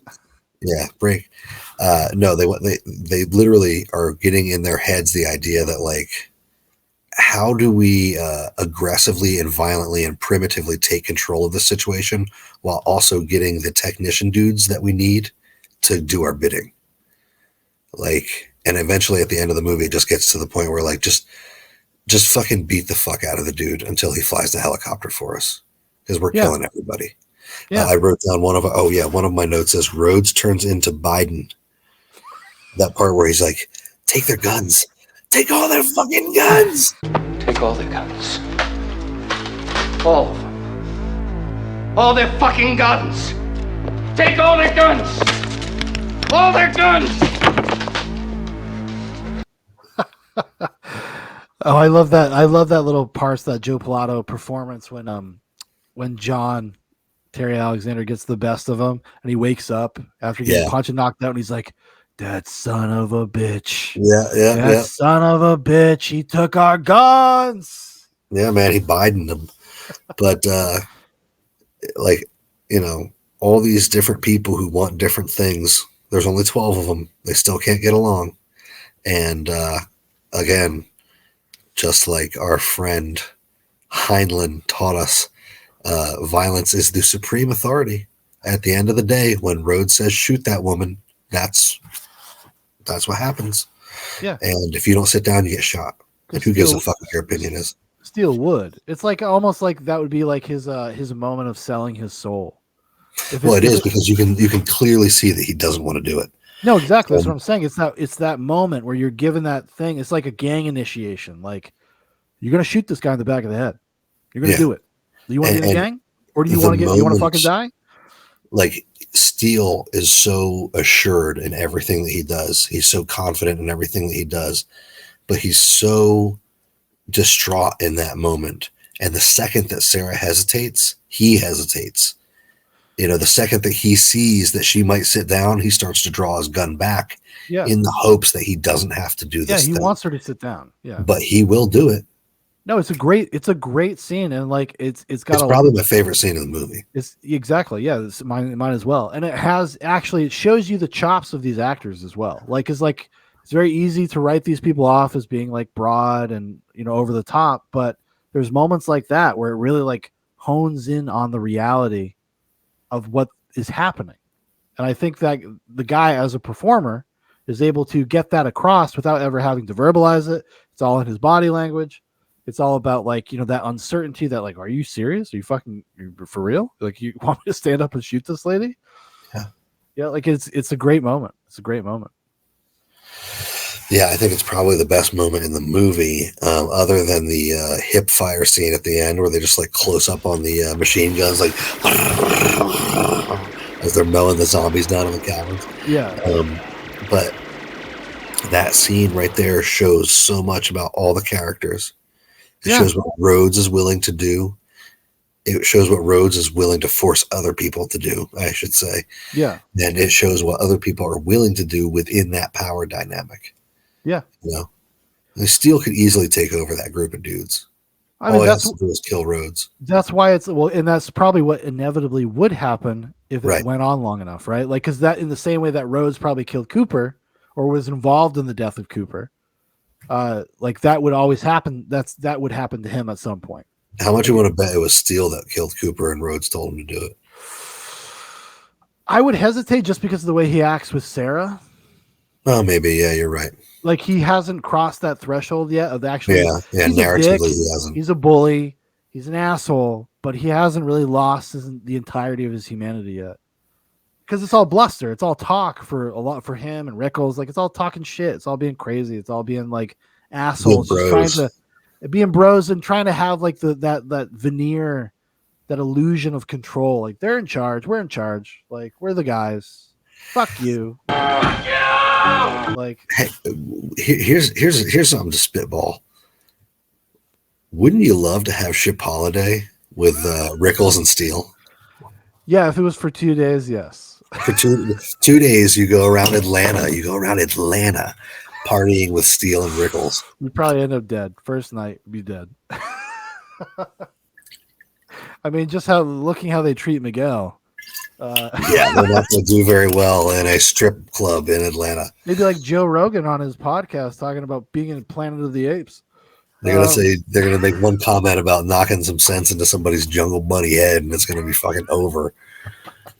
Yeah, it definitely would be Rickles, because Rickles and then Steele would have to come in, try to do some cleanup but also asserting a masculine energy. He can't back down. He can't say that his buddy Rickles said something fucked up. He can't do that, but he will try, and it'll snowball into something worse. Yeah, we're writing a really good spinoff here. I think the Steele and Rickles spinoff could have been a great fucking buddy comedy movie. It could have been a great movie, yeah.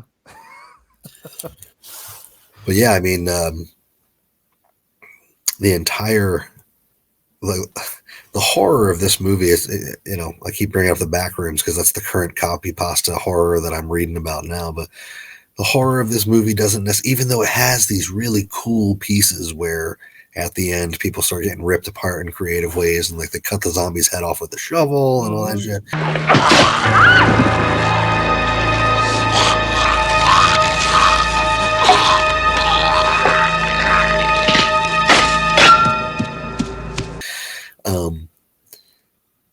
And we will have to talk about the specific scene where Rhodes gets ripped apart because there's some lore there. But and it's the first scene that I ever saw from this movie when I was a kid. I think it's most people's first encounter. It's so famous, yeah. But the horror in this movie largely comes from that element that really, like, it's like you said, it's more of like a thriller almost. Yeah. Like the human drama is what's tense in this movie. And I would say that's probably true amongst most of Romero, that initial trilogy. Even Dawn of the Dead is not like crazy heavy on zombie action. Like, it's not. No. It's most of the time you're spending, it's like a hangout movie for half of it. They're just like hanging out in the mall. Like, you know what I'm saying? Like, just, you know, they're shooting zombies. I mean, you're shooting in zombies and stuff, but it's really like it's kind of low key up until the bikers come towards the end of the movie. There's three big zombie set pieces in Dawn of the Dead, the original one. There's the part at the apartment complex at the beginning. Yep. They clear out the apartment complex, which is a fucking great scene. The part with the priest. Then there's the part where they clear out the mall in the middle of the movie, where they have to close all the entrances with the 18-wheelers, and one of the cops gets bit. And then, like you said, at the end, there's the part where Tom Savini rides in triumphantly. Yeah, King Savini shows up to fuck shit up. Yeah. And that's the big zombie set piece at the end. That's the feeding frenzy. So yeah, none of his movies really, like you said, the zombies are a backdrop. They're part of the narrative. They're there for the story rather than the horror. They create a good excuse to get these gory special effects on the screen so we can all, you know, cringe and cackle. Yeah. But that's not what the movie is inevitably about, and that's why Romero's movies, you know, nobody gives a fuck about Return of the Living Dead anymore, except for like quiche nostalgia. Yeah. Romero's movies are still actually important. Yes, I would totally agree. Yeah, they feel like it's proper cinema rather than movies, right?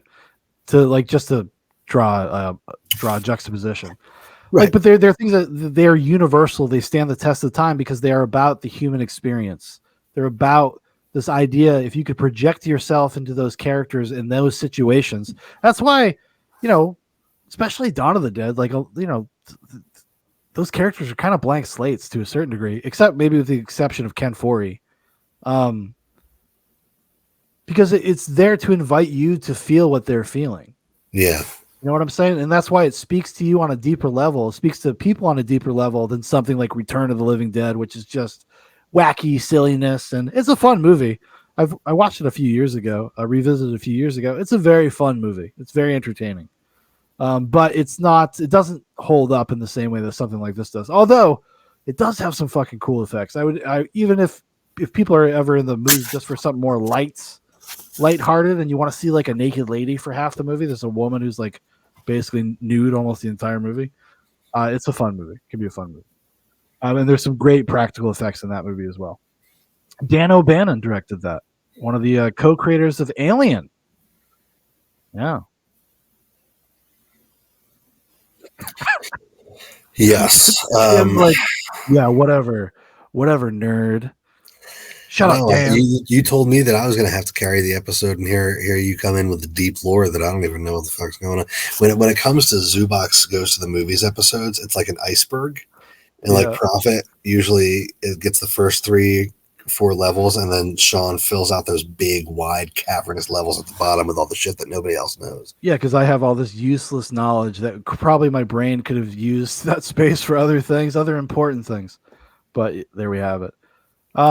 But yeah, I would agree with you. I think that's why they stand the test of time to this day, because there's something fascinating and interesting to think about. It's not just the gore. It's not just the concept. so many genre movies are just about concept. And this, I think, like the Romero Dead trilogy and something like, John Carpenter. I bring it up before. John Carpenter's The Thing would make a great double feature with Day of the Dead, because it's kind of about similar things. It's about dudes isolated up in Antarctica. They don't know how to trust each other because there's this alien entity that's like can actually take the form of human beings. So they don't know who is an alien and who is still a person. And there's a lot of fun stuff there. I'd say it's a better movie, but that's my opinion. My opinion is The Thing is a better movie, but it would make a great double feature with Day of the Dead. Maybe that's what makes you Bice and me, or you Jahu and me Bice. I don't forget who's who now, but yeah. Yeah. Well, the Thing is one that I have to rediscover. I have to sit down and watch as an adult because I haven't. I'm so excited because I know you're gonna like that movie. And if you don't, it's gonna break my heart, but I'll get over it. I'll be okay. But no, but like I think like this movie, Day of the Dead, stands in that same arena for me. I think most Romero movies do. Most Romero movies are pretty solid, even the ones you probably haven't seen. I know you haven't seen Martin. I sent you Martin the other day on Signal because it's on YouTube. I watched Martin all throughout the 90s. I don't know what you're talking about. Did you? Yeah, he was a black guy. He lived in the city. His girlfriend was Gina. My wife made the same joke, asshole. You fucking nerd. No, she did. She literally did. I was like, "You ever seen Martin?" She's like, "You mean Martin Lawrence?" I was like, "No, not Martin Lawrence." But that's like a really great kind of slow burn thing that actually deals with a lot of things you'd probably like. It's about legacy. It's about family. It's about and what you do with like a family member that's might be crazy. It's a very good movie. George Romero's The Crazies. He did the original The Crazies. I don't know if you've ever seen that. I feel like I watched it in high school, maybe, or saw clips from it. I don't know. I'm not going to commit to that. It's pretty okay. It's not bad at all. Also, he did The Dark Half in the 90s. Is one of his 90s movies. He made it right after Monkey Shines. Monkey Shines I have seen, my friend. Monkey Shines I have seen. It's a very solid movie. I'm not just talking about what's happening in San Francisco and Milwaukee right now. I have seen the George Romero movie. It's a solid movie. It's like a solid little thriller.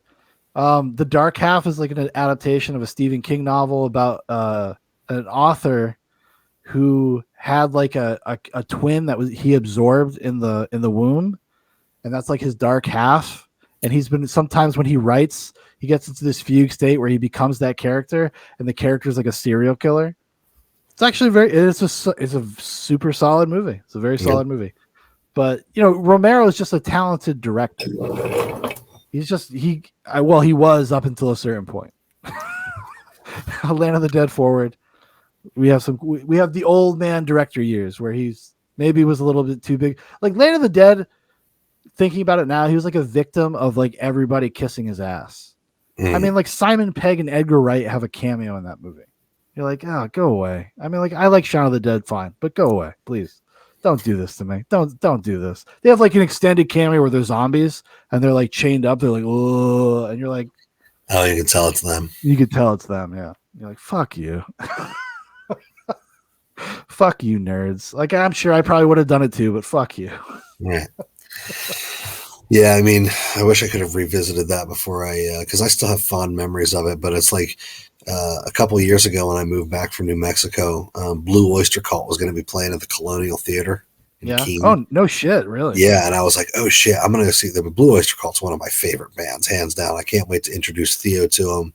It'd be a great place to see it. The Colonial's so small. Yeah. And then I got on Facebook and I was going to go get tickets, but the picture they had for all the advertisements was like them lined up on stage with all their guitars, like lined up, and it's over. They weren't badass 70s rockers anymore. They were all like, they all looked like dads who just came from the barbecue, or like dads who were at a barbecue, and then they were like, hey, why don't we bust out the guitars and play fucking Jimmy Buffett? And I said to myself at that moment, you know what? I want to leave Blue Oyster Cult right where they are. I gotcha. I totally understand that, yeah. I don't want to see a bunch of dads at a barbecue playing Blue Oyster Cult songs. Yes. And that's maybe where I might leave Land of the Dead for a little while longer. But I don't. want I don't think you're going to hate Land of the Dead. It's not, like I said, it's not awful or anything, but it is completely unnecessary. That's my and it is not as sharp as what came before it. Well, a lot of people have said the same exact thing about Dan Profitt, past and future guest Dan Profitt. But no, I mean, right out of the gate, it's not even a question. Over time, Day of the Dead became my favorite of all the Romero movies, and it's because of these mixed tones, because of the strong messages that are spoken through the characters, the strong characterization, the campy performances, the ridiculous score that I love for so many reasons. Yeah. That like you said, it can be really cheesy in some parts, and then in parts like when she cuts off his arm and cauterizes Miguel's arm, there's this specific swell. I'll send you the timestamp so you can cut it in here.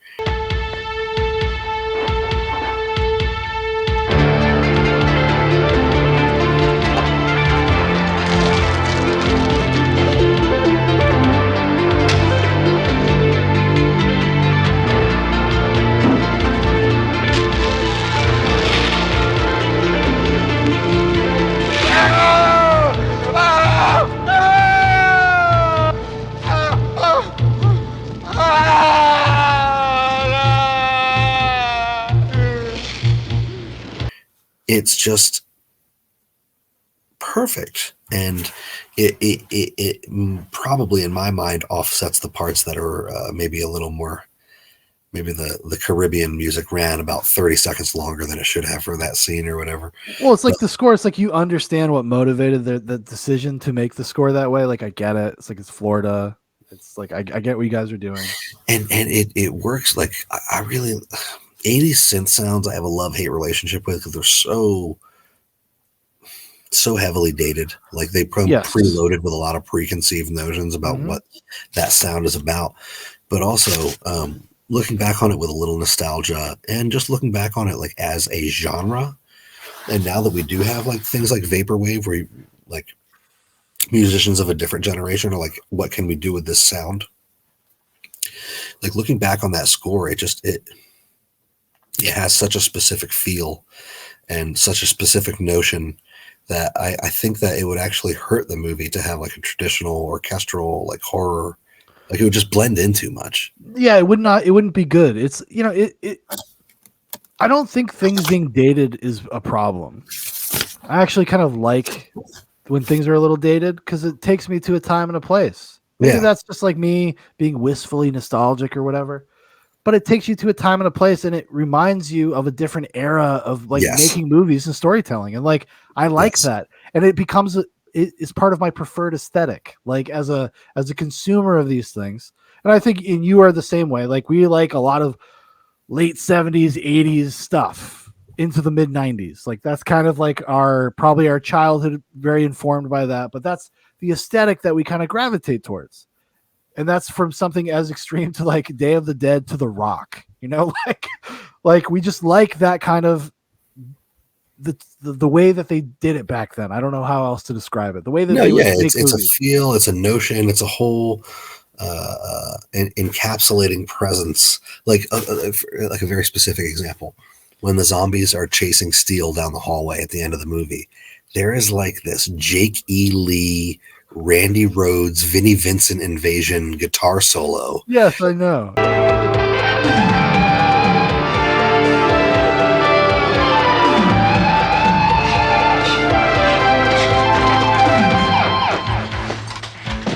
It's so badass and so, I mean, quite frankly, kind of out of place, but awesome, like totally awesome. Like it totally puts you right into 1984 or whenever they released this movie. And it's kind of perfect. Like it's just, it brings you back to that nostalgic feel. And that's what these movies are kind of all about in some way. There's even more than just the douchey social message. There's also that thrill of being in front of a bucket of popcorn at the drive-in, spooking out your friends with copy pasta. Mm-hmm. Well, it was kind of the equivalent of that back in the day. Yeah. I mean, like, it's so much fun to like even like we're doing now. Like I remember growing up, and like you just sit there and I remember talking to my dad specifically. Me and my dad would just talk for hours about this shit, for fucking hours, up until like early, like 2, 3 in the morning, just discussing the subtext of like John Carpenter's The Thing and how crazy that would be, or something like Dawn of the Dead. We'd watch Dawn of the Dead and we'd talk about it for 4 hours, like very much like. So that's probably why I have such a strong connection to the stuff. That's why I enjoy doing it so much. Have you forgiven your father for pushing The Thing so hard on you and not Day of the Dead? Because like I've thanked them. Okay, you know what? That's good enough for me. That's the Christian question of the week from No, Jesse. because my dad would have been like, "Oh, that hippie bullshit. You should watch The Thing." We don't pay attention to Romero in this house. No, we did. Oh, my dad loved Dawn of the Dead. Dawn of the Dead is a very big movie in our house growing up, and like even actually, I saw the remake with my dad. We went to see it in the theater, both very skeptical. Went in very skeptical. Walked out being like, that was fucking rad. That was so rad. I mean, for what it's worth, the Snyder fucking remake of Dawn of the Dead is rad. That's the exact fucking word to use for it. Yeah, it's so much fun. It's such a fun movie, and it still keeps that nihilistic spirit, kind of like that apathetic, kind of negative view on humanity, but still, but has so much fun. It actually. This is the problem with Land of the Dead, especially, is Land of the Dead comes out like 2 years after Dawn of the Dead. And like, you cannot Romero does not have the pace. Like once Dawn of the Dead establishes what like the modern zombie movie is, you can't go back. Like it's so hard to go back.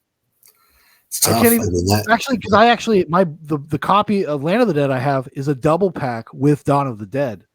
And if you watch those back to back, you're like, what the fuck?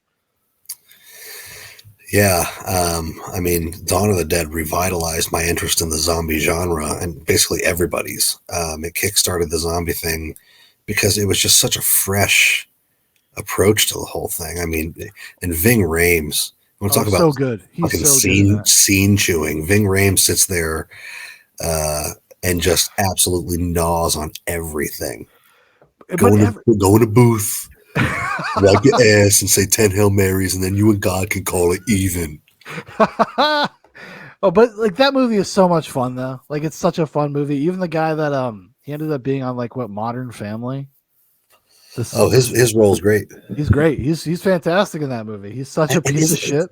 It's like 2 hours, 10 minutes. It's like actually pretty long, and it's a quick fucking 2 hours, dude. Yeah, and it also has one of the best openings of any zombie movie ever. It's a great opening. Oh, with the Johnny Cash bit, yeah. Well, not just the credit sequence, but when Sarah Polley comes home, she's a nurse. Comes home and with her husband in the shower, like and then she comes out of her house and reveals the chaos. Like, yes, and like everything changes within the span of like a nap. Yeah. The entire world changes. It's so wild. And turns into this hell, and like the whole movie's nonstop.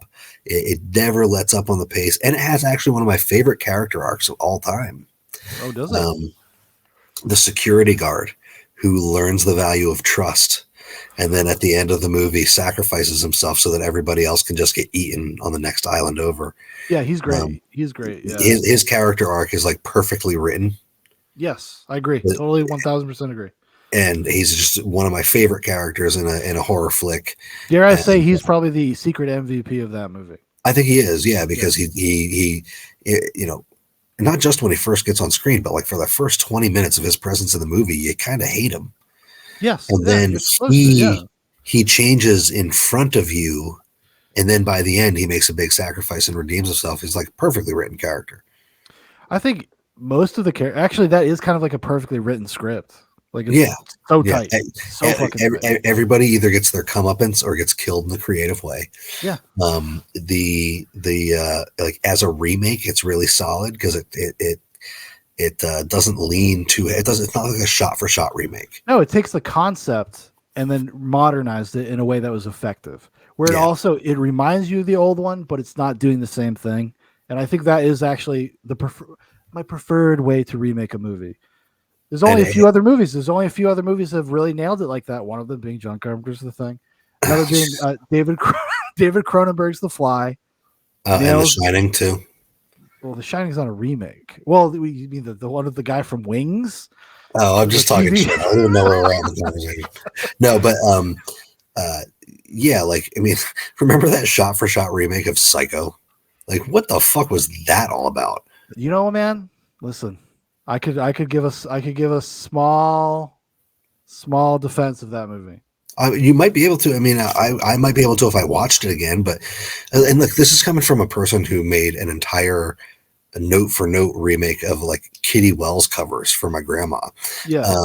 Like I get the idea of making the shot for shot remake, but the way that Zack Snyder handled Dawn of the Dead was so fresh and innovative and fun. Like you said, just doesn't fucking. Well, that's his. I think that's his feature film debut, if I'm not mistaken. Holy shit, that's that's like Mark McGuire knocking it out of the park on his first fucking. He came out hot, dude. Came out of the gate hot. Yeah.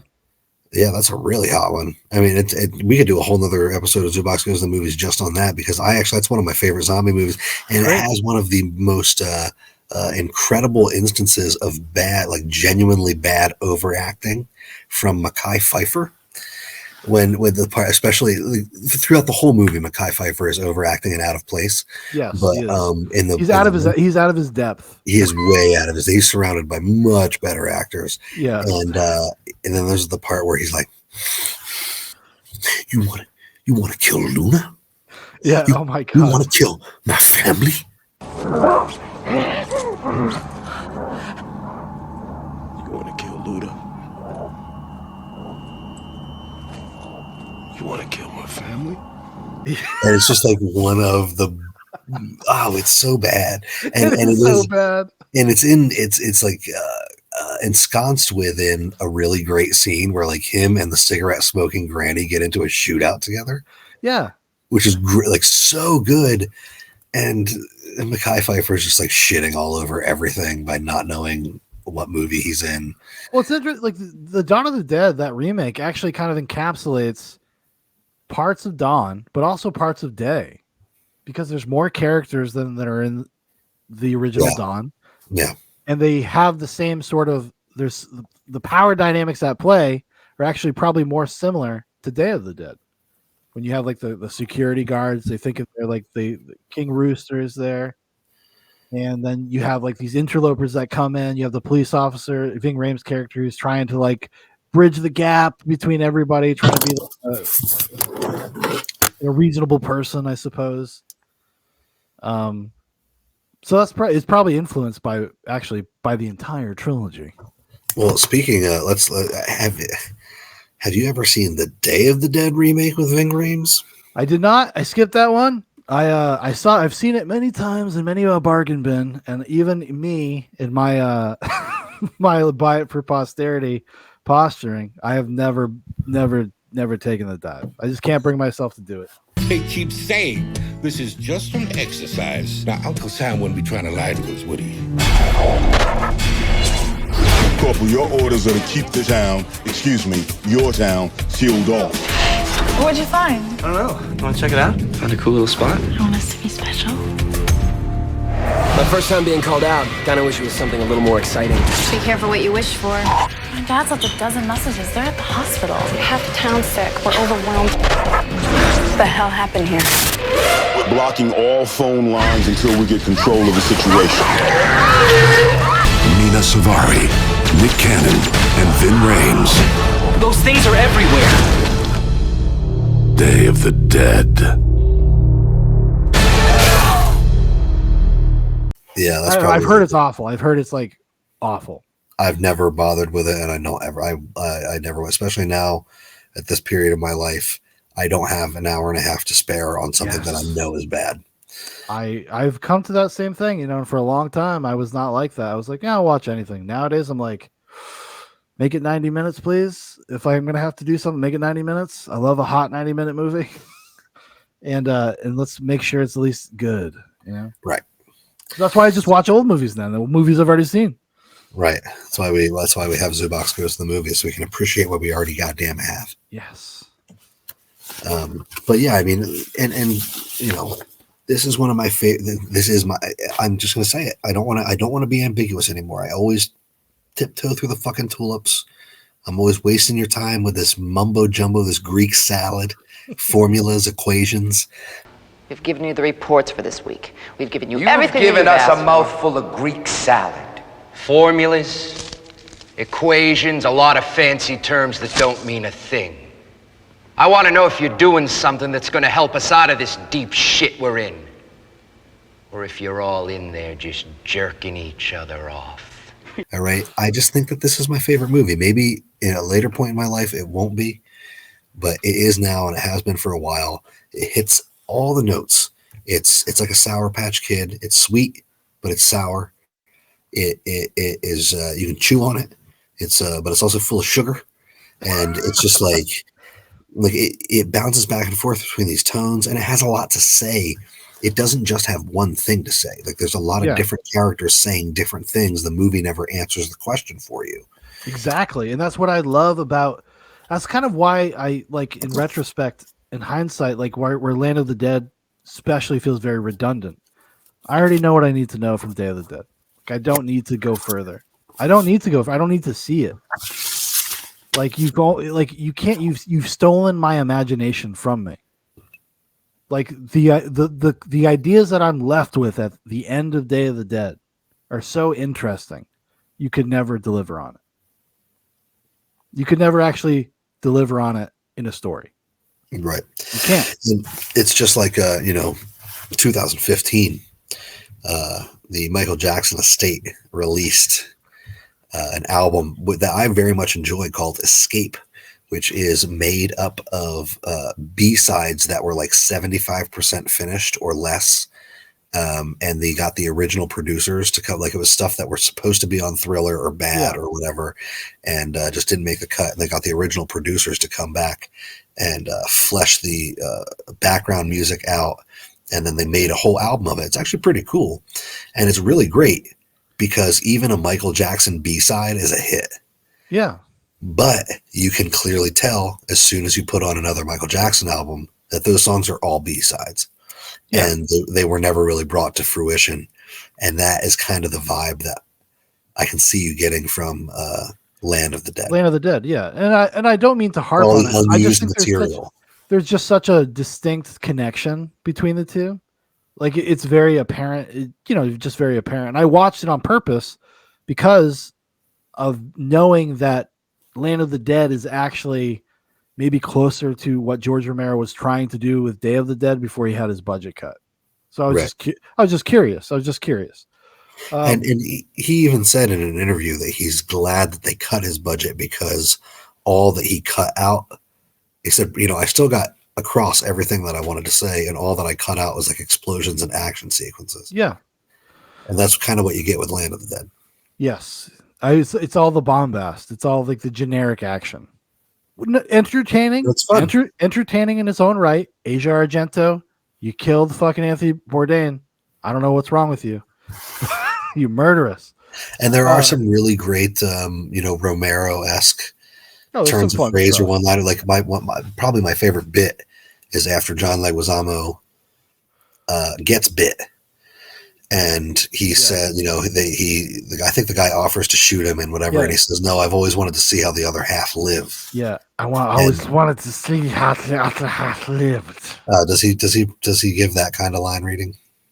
Well, it's just how he talks. Oh yeah, you're right.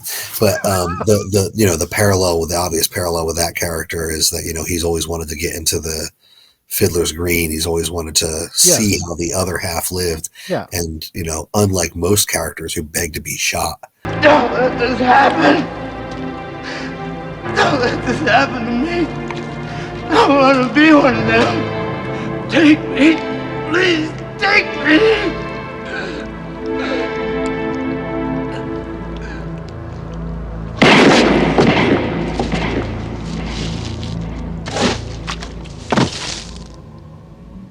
As soon as they get bitten, he's like, "No, you know what? I'm going to ride this out and see what it's like." Yeah. And that's interesting. There's great moments. Like it's a movie that's full of great moments. It has some very interesting ideas, some cool stuff, some cool character. Like you just brought up right there. Like that's a great read on that character because it's perfectly correct. And so I think it's worth people's time. I'm just just something about it. Like, it doesn't sully it. Like I said, it's like a coda, but I kind of have like in my own, my head canon, like, just leave the trilogy alone. Just leave it alone. I think they all are three distinct parts of a larger story about humanity and about the different permutations that people take in these situations, these circumstances. Like, you go to the farmhouse, to the mall, to the government. Like, that's the trajectory of the trilogy, and it's like kind of perfect. It's like rural America, metropolitan America, DC, kind of, in its own weird way. Not that it's literal, but that's kind of what I was thinking about when I was watching the movie and like reflecting on the trilogy about how perfect of an arc the three movies actually make.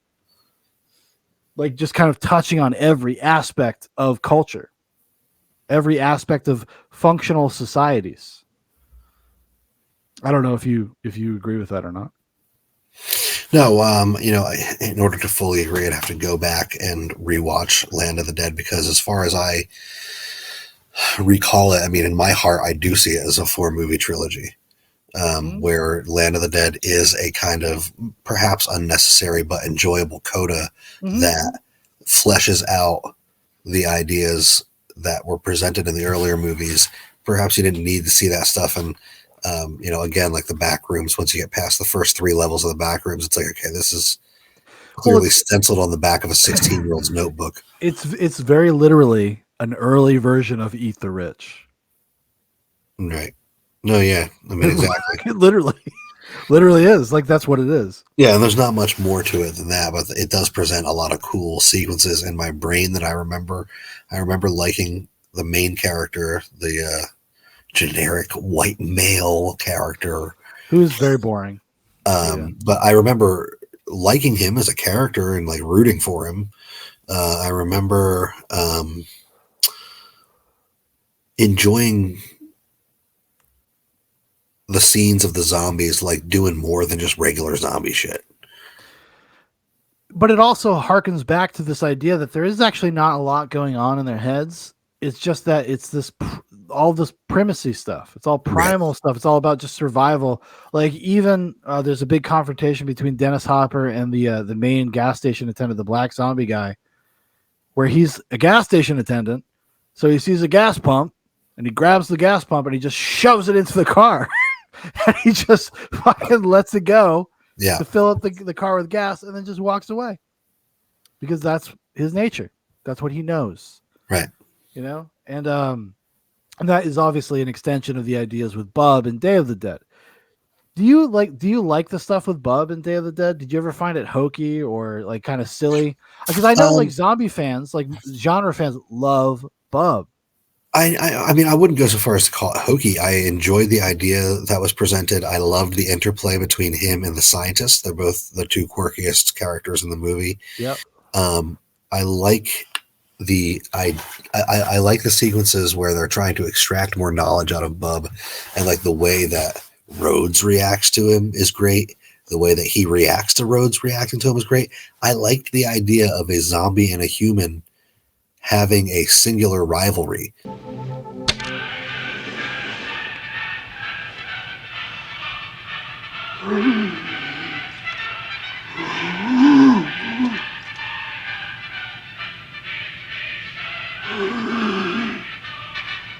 Like, not just because, as I wrote here, and there's a lot of concepts that come up in zombie movies, which is like man versus zombies, man versus man, and man versus circumstance.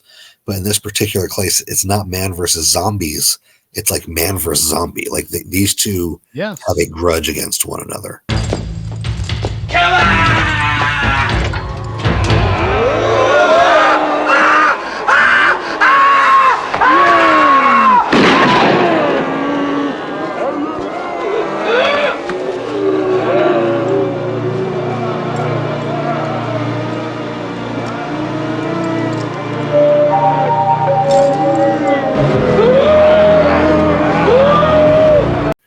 Yeah. And I thought that was an interesting tidbit to examine, especially because clearly Bub has a military background and knows how to use a firearm and stays cooler under pressure than the guy who's alive and is supposed to be, for some reason, this guy, he's a trained military guy, but he doesn't know to keep a fucking magazine in his rifle when he's in a hot zone.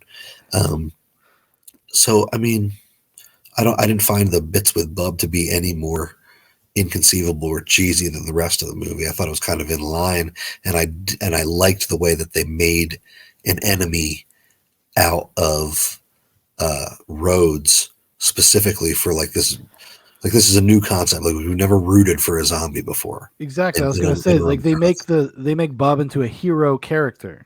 Yeah, you want him to get Rhodes. You're want him to survive. Exactly, because if all we have are zombies and Rhodes, you might root for the zombie, right? I almost checked the box to see if Rain Johnson had directed this, because my expectations were completely subverted by me rooting for this zombie. But yeah, his name is Ryan Johnson, but yeah. Oh, whoops. No, but you said Ryan Johnson, and then it took me a second when you said subversion. I was like, oh, okay, I know what he's talking about. But it's the brilliance of Romero to say, like, we're going to do something completely new at the end of this, and we're going to have you like root for a zombie as he helps get this guy ripped to pieces. That's a switcheroo. That's an okie doke. Well, that's what I was talking about earlier about like the parallel between this and Richard Matheson's I Am Legend. Like at some point, the holdouts actually become the villains. Like they're the villains in some, like we connect with the holdouts, but the rest of the world is zombies. Right. You're the bad guy. Like that's right. Like in relatively speaking, in a relative right. sense. I get what you're saying. Yeah. You know what I mean? Like you're the bad guy. Like you're the person that's trying to fuck Bub's life up. Bub just wants to be Bub. You're doing experiments on Bub. He just wants to roam around and eat guts. Listen to fucking Beethoven's Ode to Joy. Like that's all he wants to do, Yeah. And you're trying to stop that from happening. They have these military beef treats. And they're feeding the zombies. They seem to be so disgusted by them. I got on eBay to see if I could get them and stick them with my MRE rations downstairs. I got excited. I want to eat some beef treats while I'm playing Fallout. Hell yeah. I think Bub worked. I'm not part of like the Bub cult. I think he's just another great aspect of this movie, another weave in the tapestry that makes it so great. Yeah, no, I would agree with you. I guess it's probably just some of my taste, because that is the one thing to me that was like it's actually probably the performance of Dr. Frankenstein. I don't know the actor's name offhand. I think it's a fun performance, and I know I'm going to catch so much shit for this, but like I do think he is like it's almost like too stagey. Yeah, it's a little bit too like too mad scientist. Too mad scientist-y. Like it should be in the movie Reanimator, not in Day of the Dead. See, it wants me. It wants food, but it has no stomach. It can take no nourishment from what it ingests. It's working on instinct, on deep, dark, primordial instinct. You know what I mean? Like that's the kind of vibe I get from him. But in isolation, in a vacuum, it's a very fun performance. Like it's a very fun performance. I like that dude. Everybody chill the fuck out. I like that dude just well enough. But I do think it kind of sometimes works against the other performances. And I would say there's actually probably a lot of performances that are like, some people are very naturalistic. Some people are very over the top. Some people are very campy, like Dr. Frankenstein. Like you said, there's these tones. It's all this stuff, like this maelstrom of things that shouldn't work together, but somehow kind of find a way. Like the sum is greater than the parts, right? Yeah. Well, that somehow was, I think, the vision of George Romero. I mean, obviously he was steering this ship somewhere, and all along the process, you had people questioning him. Even in the interviews, there was a couple of cast members or crew members that were whispering to each other, like, is this going to fucking work? Like, is this going to play? And, like, hey, this is Romero. If it can work, he's going to make it work. Yeah, exactly. I mean, I I would love to be a fly on the wall during this production. Like, because even though it was very arduous and treacherous, and working in those mines was not fun, and they would fuck up the practical effects because of the moisture. Like there was so much moisture down there, and it was dark and dank. And one of the producers was like, you used to be covered in this like dust film, and then you started coughing it up, and it was coming out in your snot, and you're like, Jesus Christ, we're gonna die down here. People had to get B12 shots and shit, like from being down there, because they were down there for like 6 weeks. They would go in at 6:30 in the morning, or 6:30 in the morning, and then leave at like 11:30 at night every single day. And sometimes they actually even slept there because it was such a long trip back to the hotels. They're like, "Fuck it, we'll just stay here." Yeah, and it almost feels like they were at camp. And I really like these movies, like, Do the Right Thing was another one where like, it takes place in this one singular place. All the actors are camped there for a few weeks. They get into their characters, and it seems like they had, I was going to say despite of, but probably because of all the adversity, it seems like they had a lot of fucking fun on set. Mm-hmm. The lady who played Sarah seems to be just as much of a stick in the mud in real life as Sarah is in the movie. She was talking about how much she missed being in on all the pranks that everybody was playing on each other because she was amidst the boys club. Yeah. Amidst the boys just out there having fun, and she's just like, "Come on, guys, let's do work." Yeah, exactly. And they're like, "Okay." Yeah, exactly. I'm a throwback. Throwbacks all got big dicks. I'm a throwback. Sam. Yeah, she was deep underground with a bunch of throwbacks. But it seemed like there was a lot of that kind of bond that you get when you're like accomplishing a task with a group of people and it sucks. Yeah. And and they're all stage actors, so they're used to kind of nailing a performance in a place at a time, like there. Exactly. And it just, man, it must have been so cool to watch. Well, the guy who played, he's this movie's Baxter. I can't remember what his name was, but he's the kids' dog equivalent to Baxter. Ted Fisher is the character's name. He actually is the Romero staple. He is the star of the film Martin that I brought up earlier, and also he is the Mexican dude in Dawn of the Dead when they're in the apartment building. He's the guy that jumps out and like tries to shoot him. Come on, you dumb bastards! Come and get him! This'll try to the 1,000 pigs! I should go back and watch that because I didn't even realize that. Yeah. In an interview with some of the behind the scenes stuff I was watching today, he was saying that he loved to sit there on set. He's like, I had so much downtime on set and I got to just watch, Bub and Dr. Frankenstein do their scenes. And he was like, it was just like watching the coolest acting that I've ever seen, Yeah. Yeah. And the same thing that the character John Terry Alexander talked a lot about, like how cool it was just to watch how they did the effects. All the cool gags that they were doing. It's awesome to watch those guys work, and with the little test tubes and the things they were doing, and you were saying, "Oh my God, how are people going to deal with this? How are they really going to deal? This is like ahead of its time stuff." And like people getting ripped. I mean, this movie, the last 30 minutes of this movie is insane. Like, it's not good. Some of the greatest zombie gags ever committed to film are in the last 30 minutes of Day of the Dead, because it's kind of a slow burn. A little bit of a slow burn up until shit just goes off the fucking rails. I mean, once Miguel bites his dog tag, which is a great scene. So good. Lowers the platform. He does the run to the platform, like when you're injured in Resident Evil 2 and you're like limping to the side. Mm-hmm. And then, dude, the scene where that fucking platform, like Rickles and Steele get up there and Rickles is all impotent. Come on, man, fix it. Like Steele knows how to get in there and do some welding or soldering or whatever. And, they're all concerned with, we're going to get stuck down here. We're going to get stuck down here. And then boom, the elevator starts lowering. Yeah.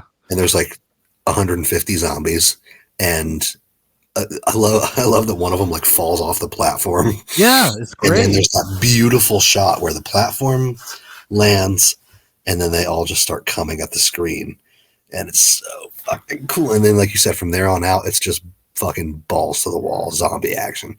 Yeah, it's just bedlam, and it's just people being eaten alive and ripped apart, and their heads yanked off, and all sorts of crazy, wild shit. The same 5 gallons of pig's guts getting used over and over again until it rotted, and yeah, well, they wear oxygen masks for that last scene. Oh yeah, the last scene is the one with Rhodes, Joe Pilato. Apparently they had a refrigeration unit that somebody didn't unplugged accidentally. They came to their last shot. The last thing they shot is Joe Pilato's death, and they didn't realize that the refrigerator had been unplugged for like 2 days. And yeah, it was like rancid, rotting intestines and chicken guts and pig guts, and they were I can like, tell you from experience that particular smell is not pleasant. one you're ever going to forget. Yeah. And Joe Pilato says that to this day. He's just like, no, I still smell that. I still smell it. They come in and they just start devouring me. And when I did the inhale, all of it just crushed me. So, I mean, on my video, he was ready to puke when that scene was over. And you can see zombies fanning, because you can't imagine how bad it stunk. But what can we do? At 2 o'clock in the morning, you can't run out and get pig intestines anywhere, you know. So. Luckily, we didn't have to. We only had to do it once, but once was enough. People still think they see a rubber chicken come out of him. It's not a rubber. We should have put a rubber chicken on him, but no, it's just the way they grabbed the intestines and viscera kind of looked like a rubber chicken when it came out of him. To this day, I can still smell it. It was funny, like it was. I think it was Tom Savini or it was Greg Nicotero. They were talking about like we had like putty in our noses and fucking gas masks. And Joe Pilato, because we couldn't give him anything because you would see it on camera because he's laying and he's back, so you would see up his nostrils and stuff. We couldn't give him anything, and it's great. You see like there's some behind the scenes footage of all the zombies just like wafting the air in front of him, being like, "Sorry, dude." and he's like so sweaty, and it's like you can almost imagine that wasn't stage sweat, that he was just like not able to breathe very well and getting very uncomfortable. It's 2 a.m. and you're screaming and half your body's buried and there's a prosthetic attached to you and they're ripping it out and it's rotted chicken and pig guts. And holy shit. He's screaming one of the best fucking one-liners ever.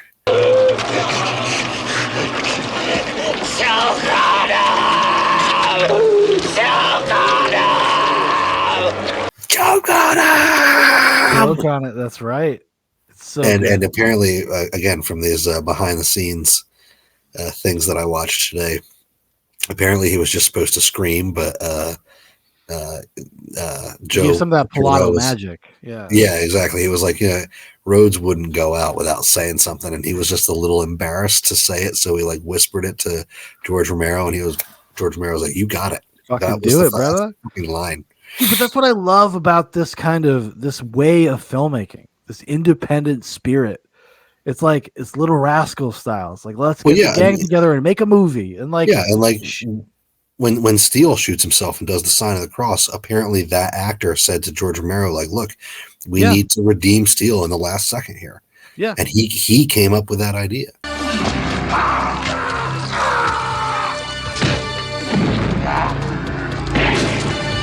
Steele did not die like that in the original script. It was almost very meek. And I said, "George, can we work on my death scene? What's your idea, Gary?" I said, "I got to redeem Steele. I want to make him a Catholic. I want people to know that this guy believes in something, because you're in hell on earth. There ain't no dialogue. It's Steele making the sign of the cross, knowing he has one bullet left, and I, as Steele, do not want to become the thing that I hate the most."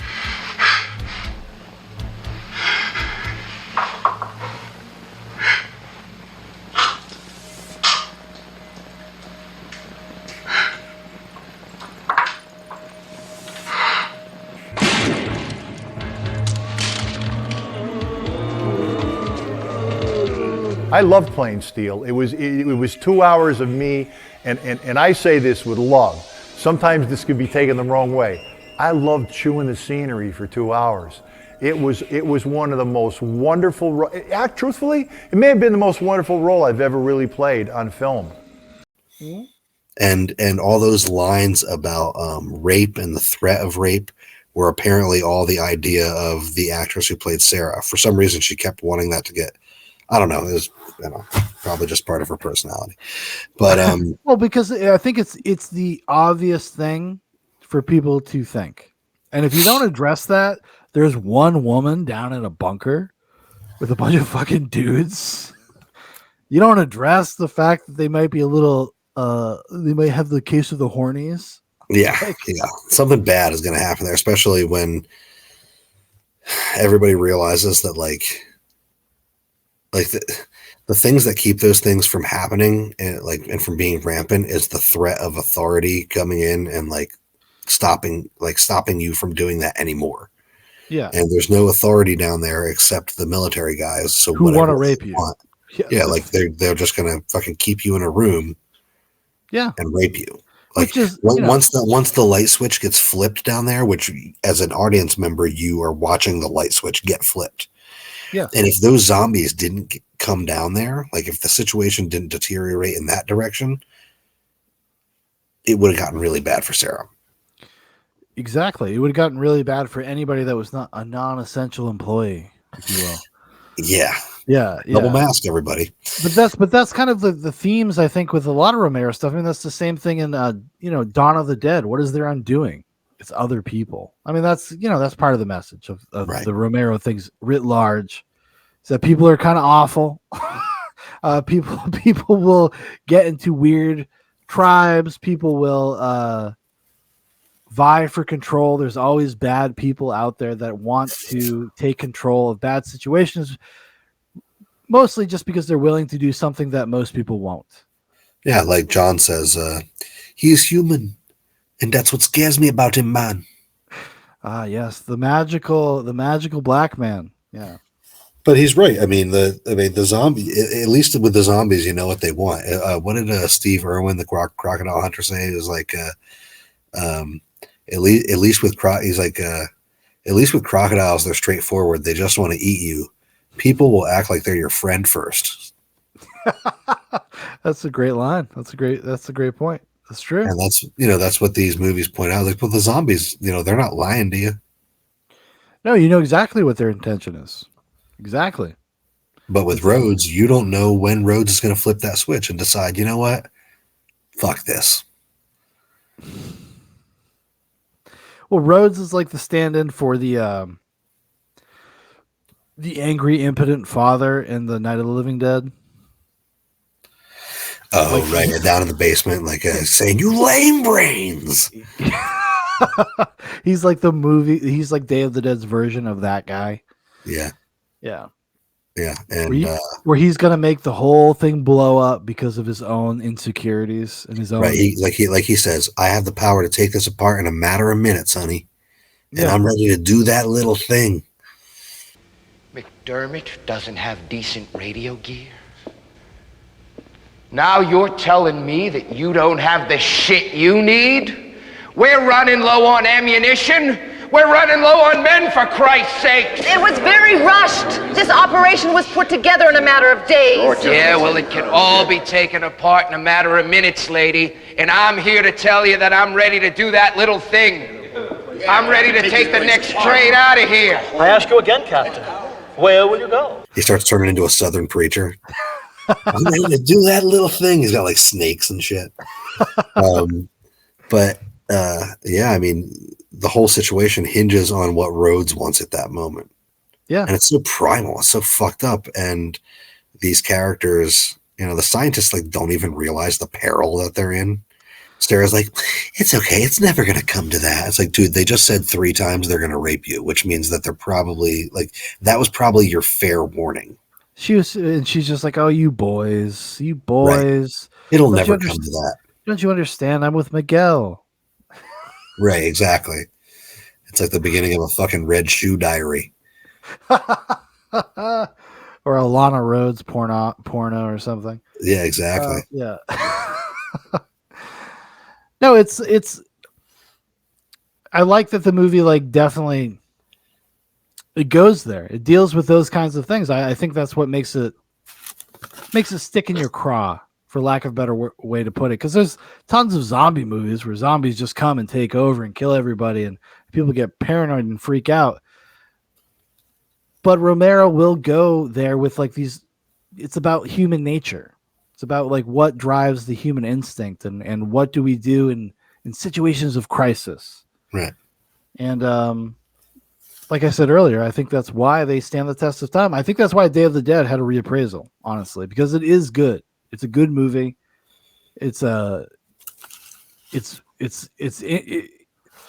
Everything that people thought was bad about it are actually its virtues. Are the things that, like, upon reflection, with spending time with it, are the things that actually make it work. Right. You know? And that's the mark of the genius director. Like, he knew what he was doing. Yeah. He had a vision. It was up to us to catch up to that. Yeah, I totally agree. He had a vision. He executed on the vision. And that's, like you said, it's the mark of a consummate artist, somebody that knows something that you don't, and can maybe elucidate something or maybe show you something interesting. And you have to kind of get on their wavelength sometimes. That's why, like, always, if I bounce off of a movie that I think I should like, for whatever reason, I think I should like this movie, I'll always go back to it. I'll always give it like a second chance. I think so much of what like informs our initial opinions sometimes are expectations, especially when you're dealing with a third movie in a trilogy or an assumed trilogy at the time. You have expectations about what that should be, what that should represent. You're obsessed with Dawn of the Dead. Maybe you've caught the wind of the zeitgeist of the time, like you had said earlier, Return of the Living Dead. There's zombie movies became a thing for a minute. And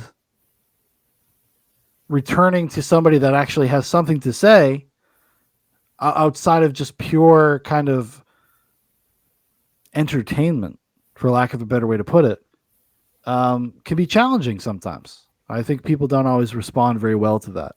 No, they don't. I mean, like, this isn't a movie for the midwits. This is a movie for the grugs and the high IQ people at the end of the bell curves. There you go. Yeah. But that slow burn, that crock pot thing that it does, I think that's how it ended up being my favorite movie, because all the flavors needed to come together in my brain. I needed to get older and realize what the stakes for all these people actually were. Exactly. Yeah. And, me just as much as anybody was kind of, I wouldn't say turned off, but kind of like doing the kind of like a Wojak face at the performance of Captain Rhodes. Yes. Because it is completely over the top and it's hard to take serious.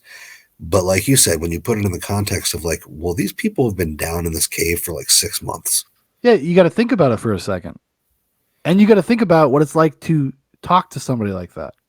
Okay, good example. I'm going to show my ass here a little bit. So anybody who likes to make fun of Dan Profitt and think that I'm an asshole, listen to this part. Tonight I'm finishing up a long stretch of work. And by a long stretch of work, I mean like fucking, in my brain, it's like 4 years of I haven't taken any time off or treated myself well.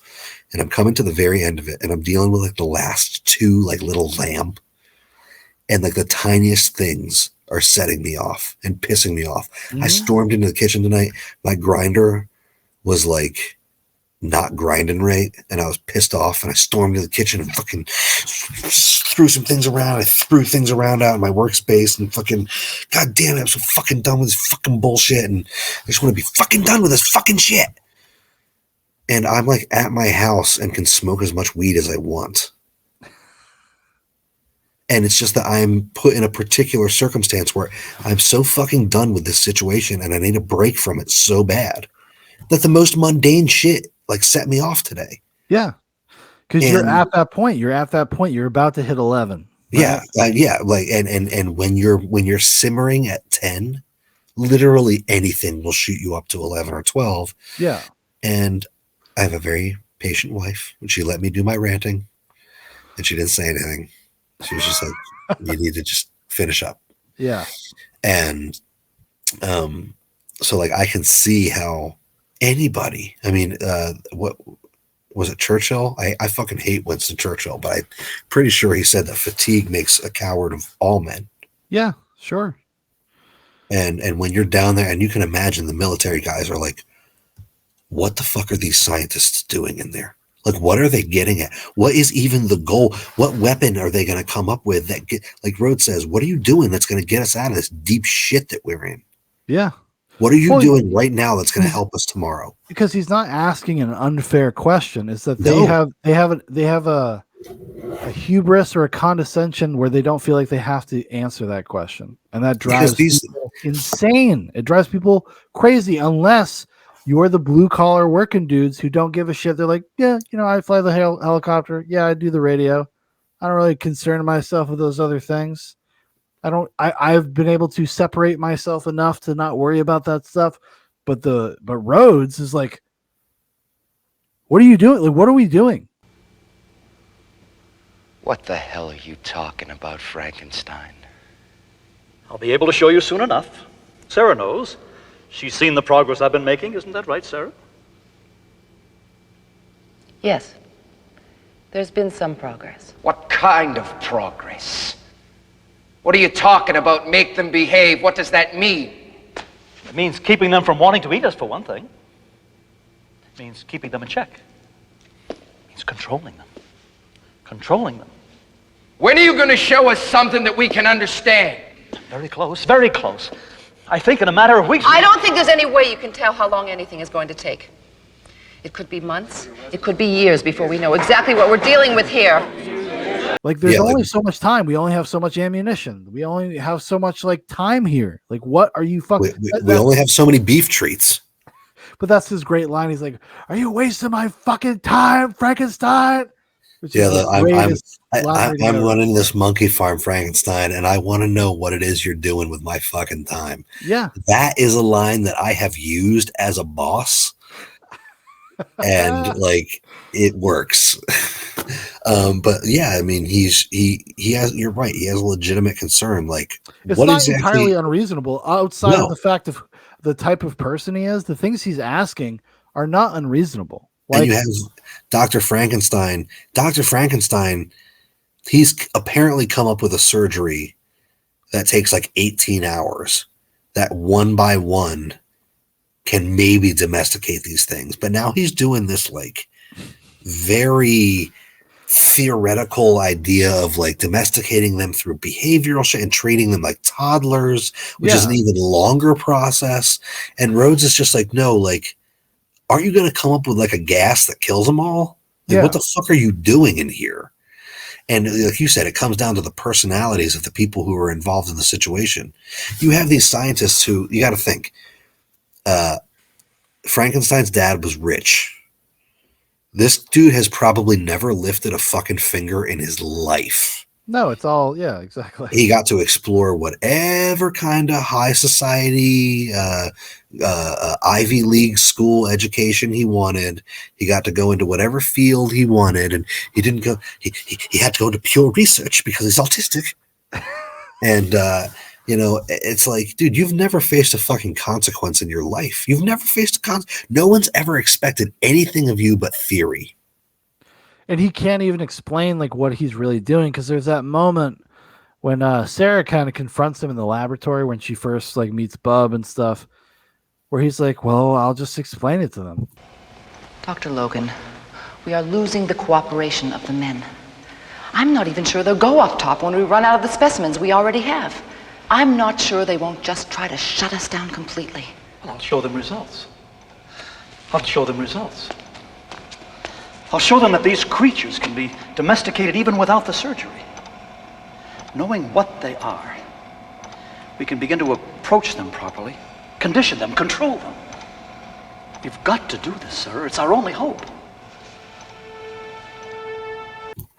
I'll just explain it to them. Like, you can't fucking explain what you're to those dudes. Like, you can't just be like, well, I'm domesticating them.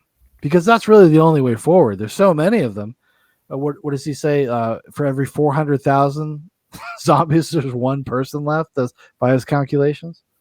Which why, if Dan Profitt was down there in that lab, I would be working on an aerosolized compound that only killed zombies. Okay, or at least one. That's kind of what Sarah's working on, isn't it? Like she's working on something more akin to that. Than what Sarah's research. Sarah's research. Sarah's research is more esoteric than mine. Is more esoteric than mine. Yes, exactly. That's like can we talk a little bit about some line readings in this fucking movie? Yes. Like that one is one that always comes to mind because there's always like multiple, like in a bad situation, there's always multiple ways to handle it. So in my brain, I'm always like, Sarah's research is more esoteric than mine. Yeah. But one of my favorite, what was the one that I mean, all the actors are so deep into their characters and their motivations, and they know what kind of movie they're in. So all the line readings are just fucking tight. And I don't want to get too much off on that because we were having a good conversation about the characterization of Dr. Frankenstein or whatever. But all the actors are just biting so deeply into their characters and selling this dialogue and these situations that it's hard not to really like. It's weird to say, but you kind of want to be down there with them. Like you said, you kind of want to be a fly on the wall. Yeah. In these situations with these people, because it's so fucking tense, and they're already they got that perfect alchemy of like the types of personalities and the way that they would interact with each other, and that's just that's just very entertaining. And like you know, the character of Frankenstein, a person who's never had any consequences for his actions or never any expectations really from anybody, except to just be like a rich doctor's son. Yeah. Now all of a sudden he's got this brick wall of roads that's like, what are you doing? And he's sloppy. Like he's leaving the fucking uniform for Major Cooper around. Yes. Why wouldn't you just get rid of that shit, dude? Yes, this is Major Cooper.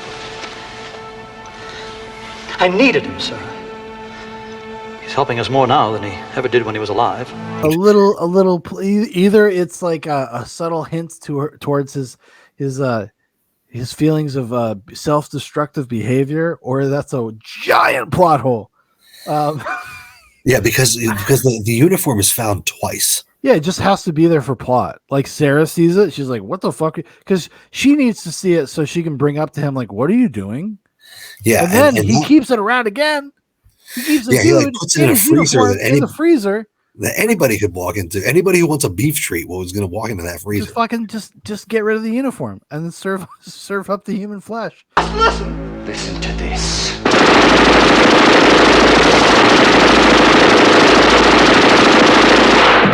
What are you doing? Yeah, but you know, he's a little wacky. He's a little touched at this point.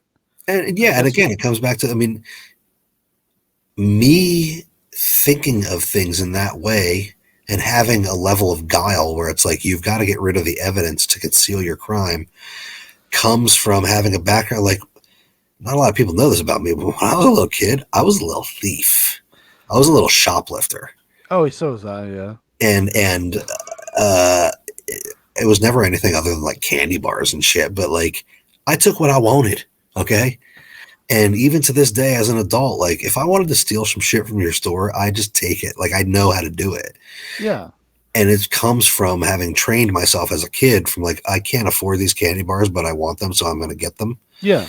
But Frankenstein's never been in that situation. He's never had to have guile. It doesn't even occur to him that this is something that like some people may find unsavory. Like he's just like, it's my research. I can explain this for my research. This is what I got to do. Like, what are you talking about? Yeah, like I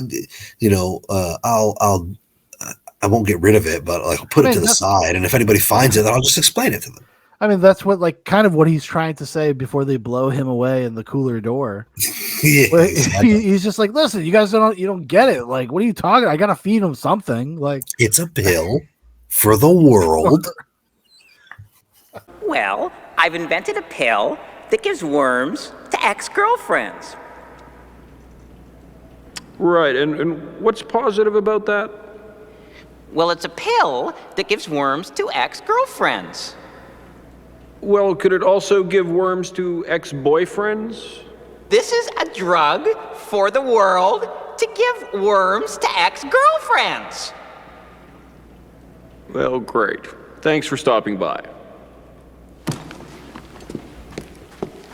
You just don't get it here.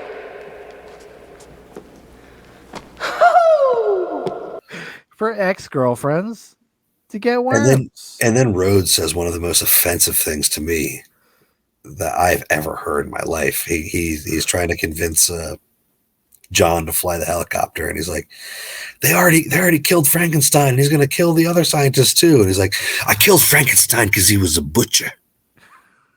Whoa, hold on, bud. Hold on. Can we qualify this statement, please? What did he cut a couple doorstop steaks or something? Was the steak 1 inch on one side and a ½ inch on the other side? Dude, Rhodes, that's how Nico feels every day. He's at 11, he's on the edge. Nico, weeks later, I told this fucking guy to take some desiccated beef liver tablets. He doesn't even have to eat the liver. He can take the tablets. He's still suffering from migraines. Oh, it couldn't happen to a nicer person. He's posting Instagram stories of like him and his cat holding hands. I love my cat. I'll tell you what, I would have given Nico He's sleeping next to me. I would have given Nico a lot more respect and courtesy if he hadn't bounced as soon as we stopped being live. He didn't say goodbye. And to me, that kind of rudeness is unacceptable. And I feel I will go scorched earth on that motherfucker from today to creation. Well, Nico comes from a similar background as Dr. Frankenstein. Oh, he's a touched child of privilege who has never really had to worry about that much. And now he can wave a cell phone in front of the camera and be like, listen, guys, a vegan-free lifestyle is actually not cruelty-free, and people got to accept that, and then wave a cell phone while children are in a mine somewhere working their hands to bloody nubs so he can have that cell phone while also lecturing you about eating a cheeseburger. Get fucked, buddy. I thought you were going to say that children were in mines somewhere doing esoteric research on zombie. Well, that too. But that's different. That's worth the time. If that was the case, then I'd be okay with it. Look, these kids are just advancing theories that we knew months ago. Okay. These kids are wasting their time. I don't know what they're doing down there, and I don't know why somebody like Nico would be okay with it. No. Half the work goes down the drain because they don't even have sterile conditions. Yeah. But anyway, Dr. Fisher said not to have sterile conditions. Half the work we do goes down the toilet due to contamination. I want to give a shout out to Dr. Fisher. He's a great character that rarely gets talked about. It's because he's Romero's friend. He is this, like I said, gives a great performance in Martin. Martin is kind of a lost Romero movie. It's been out of print for like 20 years, and it's on YouTube right now. You can go check it out. Martin, 1975, 76, I think. It is well worth your time checking out. But he's like one of Romero's friends. And this is what I love about Romero, just in general, is that he's loyal. He's got that, I love that indie spirit. He's like, no, I'm from fucking Pittsburgh. Everybody I hire is from Pittsburgh. All the movies I shoot are in Pittsburgh. Right. It's just the way it's going to be. Everything's Pittsburgh. Everything's Pittsburgh, baby. I fucking love that. It adds such a beautiful texture, like a reality to what he does, like this community vibe. Almost all of the extra zombies in Day of the Dead also worked on Dawn of the Dead. He put out a casting call. This is how actually Joe Pilato gets cast, because he put out a casting call for anybody that was in Dawn of the Dead. Joe Pilato was in Dawn of the Dead. He was a cop in Dawn of the Dead who got most of his material was cut from the final cut of the movie. So that's how Joe Pilato gets involved, because Tom Savini was gunning for Rhodes. He wanted to be Rhodes. He wanted to play Rhodes. Right. And Romero was like, well, you're not going to have enough time. I need the effects. Right. I need you to be fucking making silicone shit like in your basement. Do what you're good at, and we'll make you hatch a zombie in the next one. Which, and this is like Romero did very well by Tom Savini, by the way. I mean, actually, just again, Martin. He gives him like a dramatic role in Martin, because that's not a very effects heavy movie. But yeah, I love that about Romero. That it's like this family band type atmosphere. I love that so much, and I think it actually adds something to the movie. It like adds like this. I don't know if it's because I know about it, like where I sense it when I watch the movie. It's just like I feel it when I watch these movies. I feel the idea that like people got together, like normal people got together and made a movie. I love that about the Romero movies. Yeah, there seems to be that kind of like almost family vibe when you watch some of the behind the scenes stuff, especially the deeper cut behind the scenes stuff. I mean, Romero had like groupies in the 80s. And they were excited that he was filming this new movie, and there were extras that like hung around and played different zombies on different days just to be on set and to be around the experience. And again, it goes back to that camp idea where, this was I put my notes down, but these interesting pockets of human endeavor where like there's a thing that happens, and there were the people who were there in that little corner of history that made that thing happen. Yeah. And all the rest of us just get to observe it. But yeah. They were there. And this production seems to be one of those particular things. I mean, they were isolated down in a cave. Yeah. It was a lot of like, stage actors. It's 100 people down in a fucking mine shaft making a movie. Nothing cooler to me. Nothing cooler to me. Like something like the production of Lord of the Rings. Like that was like 1,000 people being at camp, and all working together on something and what producing. A miracle! Like literally, I cannot wait until the day that because I know someday, maybe 10 years from now, we'll tackle Lord of the Rings. But that something like that is a fucking miracle. But anyways, sorry. Yeah, and who would have thought that Peter Jackson of all people would pull that shit off? Because before and after he's never done anything that ever made. He made The Hobbit, and you're like, what the fuck is this? Well, The Hobbit wasn't Peter Jackson's fault. Well, it's the studio's fault, and they should have just let Guillermo del Toro do it. Honestly, yeah. But The Hobbit was the studio's fault. But he made some weird decisions. The reason why there's no practical, it's all CGI is that's Peter Jackson made that call.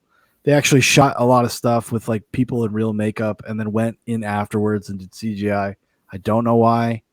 I don't get it. Push the technology and be the next George Lucas, mate. The thing that my biggest takeaway from the Hobbit movies is watching the behind the scenes features, and Ian McKellen is crying in front of a green screen talking to a dot saying, "This is not art.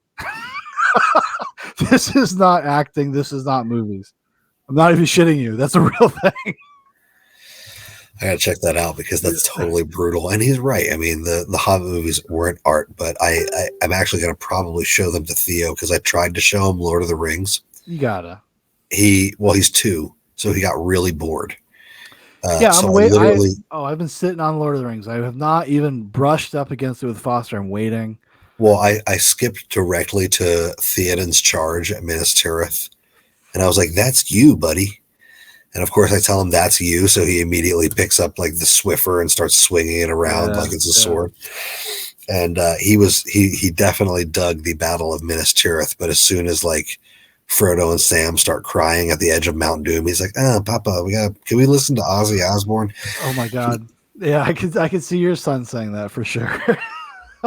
Dude, a side note, Theo has been so into Ozzy recently because we listened to a lot of records together, and one night he was just running around the house screaming, and I was like, you know what? I think he can deal with heavy metal.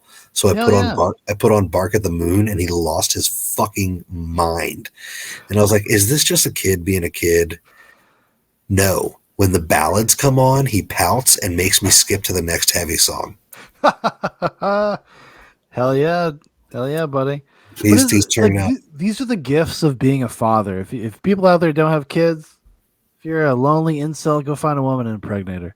Because like you have no idea how excited people like Dan and I are to like have our like 8-year-old sons and like watch Lord of the Rings. Like you have no fucking clue how excited I am to read my son The Hobbit Like you don't even know. You don't get it. You don't get it. I know, and I'm not trying to be that guy, but it's true. I mean, like as I was saying to you earlier in the chat, like Theo is so into the '90s Ninja Turtle movies. Yeah. He flips his fucking mind when they're on, and it kind of upsets me that there's only it's only what, like 4.5 hours worth of footage, because there needs to be more. Like he can, and well, I'm going to buy him the cartoons, but he loses his mind when it's on, and it's so, like you said, it's so great to pass that stuff on and to see him show reference. Like I told you, I put on TNMT, and he was like, "No, I don't want to watch this one at all." My son did the same thing because I had it on I got it on Vudu, and I was like, "Oh, Foster, maybe he'll like this. Maybe he'll like it." We were in a Turtles phase, like we were watching Turtle stuff. And he was just so fucking bored. He's like, "What the fuck is this?" He's like, "I don't have time for this." And I know we're straying from Day of the Dead, but like I told you earlier, I put on Clifford the Big Red Dog, and he was like 20 minutes in, he like literally started pouting on the floor, and I was like, "Yes, you want to put on the Turtles?" And he immediately leapt up and was like flipping out. Dude, you got to get yourself there. You can get for pretty cheap. You can probably get it on eBay for pretty cheap. The entire animated series. Yeah, I was actually looking at it tonight, and that's going to be. Oh yeah, dude. Theo's crying right now. The audience can probably hear him. But I am going to get him that probably for Christmas or maybe even sooner. Hell yeah. But, I mean, imagine showing your kid Day of the Dead when he's like 12. Well, yeah, I mean, all that shit's gonna happen. It's gonna be so cool. I can't even. I don't have the patience. Like that's my problem. I'm like I get so excited that I'm too anxious. I'm too anxious about it. Because my kid already knows what the Predator is, which has caused me some problems with his school. No, I agree with you. Like I was thinking about it the other day. Well, I was thinking about it today. Like Theo was trying to cut an onion while I was doing dishes because there just happened to be an onion on the counter that left over from breakfast or whatever. And we have a special set of knives for him that are serrated so he can cut stuff without actually cutting himself. We have the same thing, yeah. And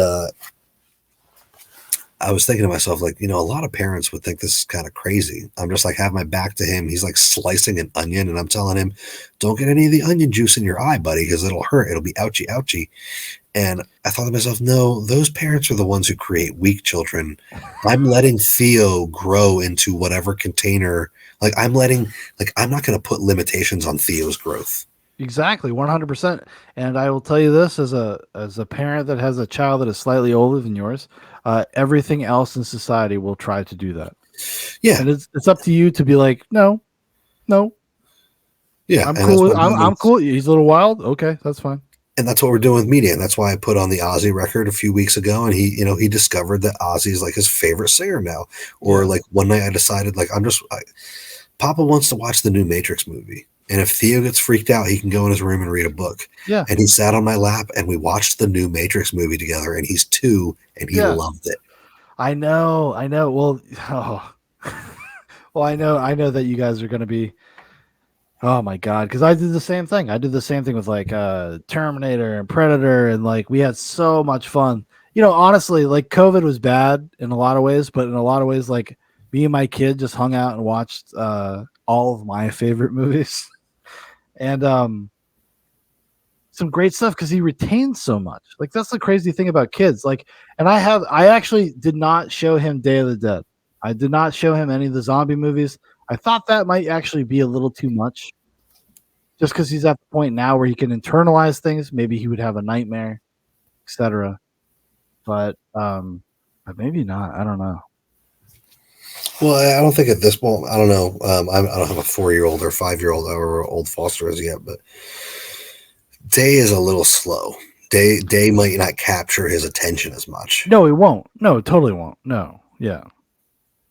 It would. It just wouldn't. But I understand the concept of not being able to stop yourself from sharing. Basically saying to myself, is Theo ready for this? And then going, Theo's ready for this if he's ready for this, and if he's not, he'll tell me. Actually, yeah, they will tell you. They'll tell you if they think it's too scary or they don't want to watch it. They will. Or in the case of Clifford the Big Red Dog, this is boring as fuck. Boring as fuck. Dude, my kid was so mad at me. He was mad at me, dude. He was mad at me. He's like, "What the fuck is this?" Well, they like Christopher Nolan, Clifford the Big Red it's so Dog. You don't stupid. need Like 25 minutes of backstory. Just put the fucking dog on the screen. Yeah, it ends up being about some fucking incel's neurotic life. Her uncle, that's like this British comedian doing an awful American accent. It's like, okay, Hollywood people, do you know why I bought Clifford the Big Red Dog? It's because on the thumbnail there was a big red dog, and my 2-year-old started woofing at the screen and wouldn't stop woofing at the TV. Yeah. And I had shit that I had dishes to do, so I put him in front of the fucking electronic babysitter. Actually, it was a reward to him because we had a bit of discipline earlier on in the day that he responded extremely well to. Yeah. And I decided to give him a treat. Yeah. And then the movie fucking sucked, dude. Dude, it's Clifford the Big Red Dog. Put the fucking dog in it. The dog isn't even in it for like the first 15 minutes. The same thing happened when HBO Max did their they announced we're gonna put all our theatrical movies also on streaming. Tom and Jerry came out. I was like, oh, sure. Maybe we'll try Tom and Jerry. The movie is front loaded with 40 minutes of no Tom and Jerry. Like, do they think we give a fuck about this woman trying to get a job at a hotel? No, just give me Tom and Jerry. And Right. this is what going back to those 90s Turtles movies. The Turtles are in the movie within the first fucking 5 minutes. The Turtles are there. They're in the sewer. They're doing freeze frames. Turtle sign comes up and kids are invested. They're like, oh fuck, I want to see the Turtles again. And it also has an Afro-Caribbean score in the Turtles movies that as soon as it starts on, Theo starts dancing around. And it's so fucking fun. But I'm trying. I know we're straying very far. No, you're. Yeah, we're straight. I'm trying to take the Afro-Caribbean score and stitch it back into Day of the Dead. My kid every day tells me he's like Dad, and he looks at me. He's like, I love being a turtle. To this day, yeah. And they contributed to being pizza being one of Theo's first words. Yes, I understand that. Yeah. Also, my son's favorite food every Friday. That's his gift. If he does good at school and we have a good school week, we go get some pizza. We hang out. Yep. Ours is Wednesday because the little deli on the other mountain has pizza nights on Wednesdays, so we didn't generally have a pizza on Wednesday nights. Hell yeah. No, but maybe it was something in the zeitgeist of the time. This Afro-Caribbean vibe. I guess. I don't know. Well, when we do our Ninja Turtles Zoobox Goes to the Movies, I'll go into why the Ninja Turtles trilogy actually has a remarkably great score. It does. That is extremely iconic, unexpectedly. Because they're movies. They're actual movies. They're not children's films. They are movies. They are movies. And anybody can watch them and anybody can appreciate them. They're just at least the first one especially. The first one is a very solid movie. Yeah, it's much more mature. Secret of the Ooze is a little cartoony, but still good. Still good. When I watched Turtles in Time, you start losing me a little bit, but I can make it through Turtles in Time. It's. But I think Turtles in Time is Theo's favorite because they are in crazy costumes and stuff. But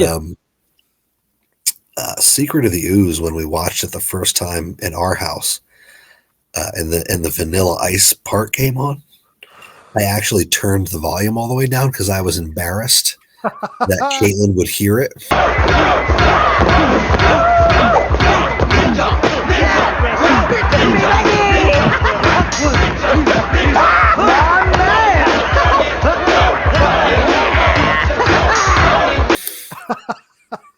And I forgot how bad the whole ninja rap sequence was. Go ninja, go. Oh, it's so bad and unforgivable. It really is. But it culminates in an excellent fight between Super Shredder and the Turtles, which is awesome. Just fucking well, actually, you know what? I take it back. It's actually not that awesome because they don't actually fight him. Yeah, he just knocks the dock down on but the sequence is awesome. Yeah, the sequence is great. It's a great visual piece.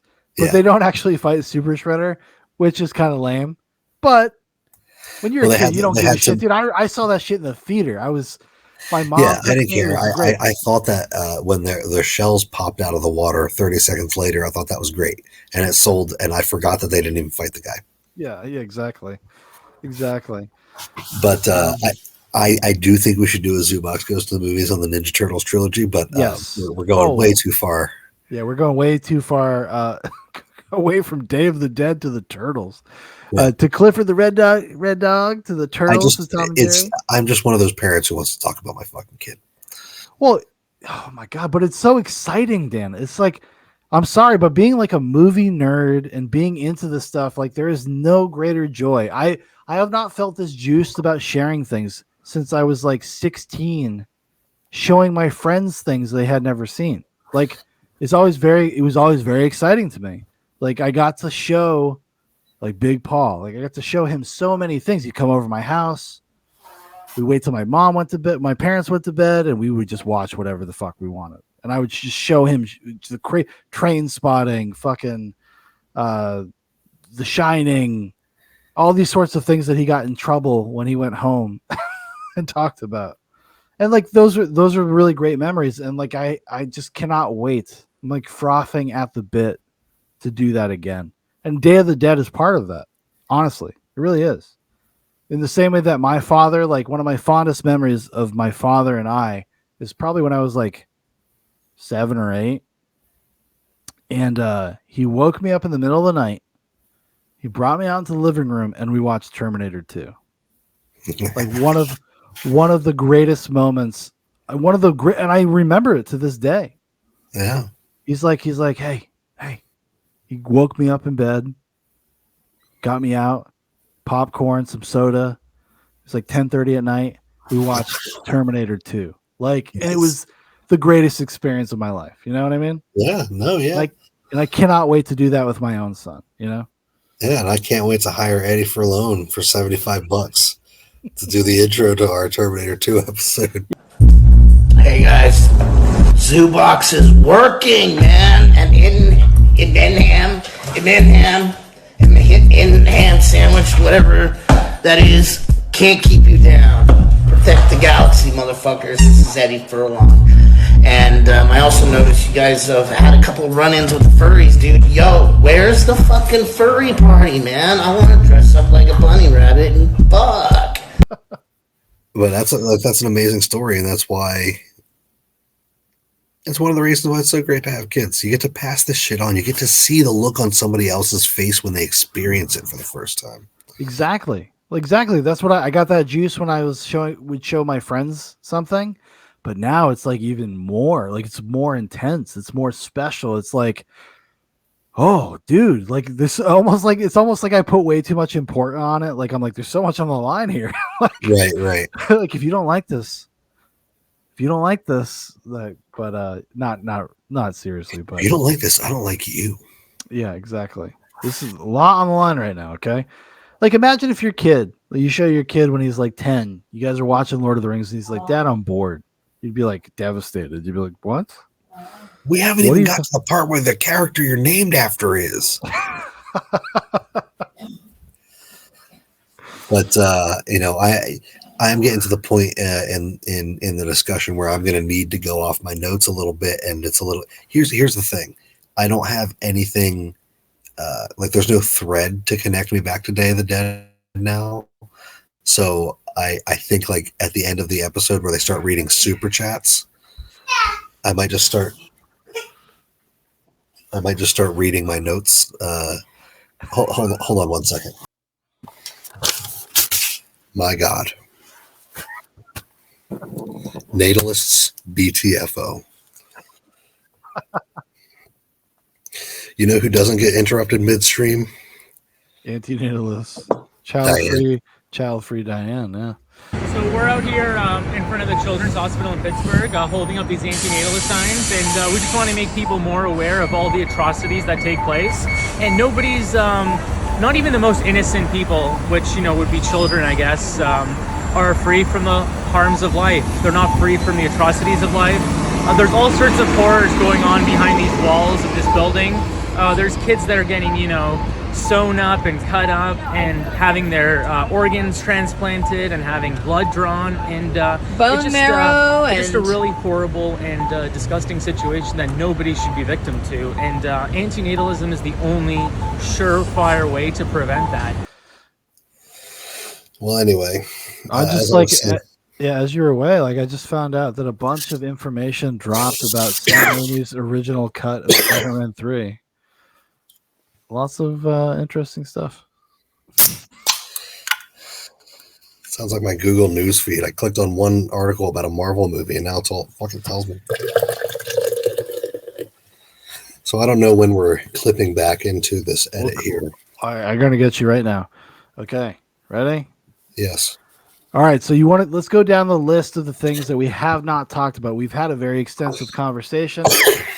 We've really gone there. We've really gone there in classic Zoobox fashion, in classic Profitt and Shaun fashion. We've really run the gamut of every tangential conversation you could possibly have surrounding Day of the Dead and Day of the Dead, but there's still more to uncover.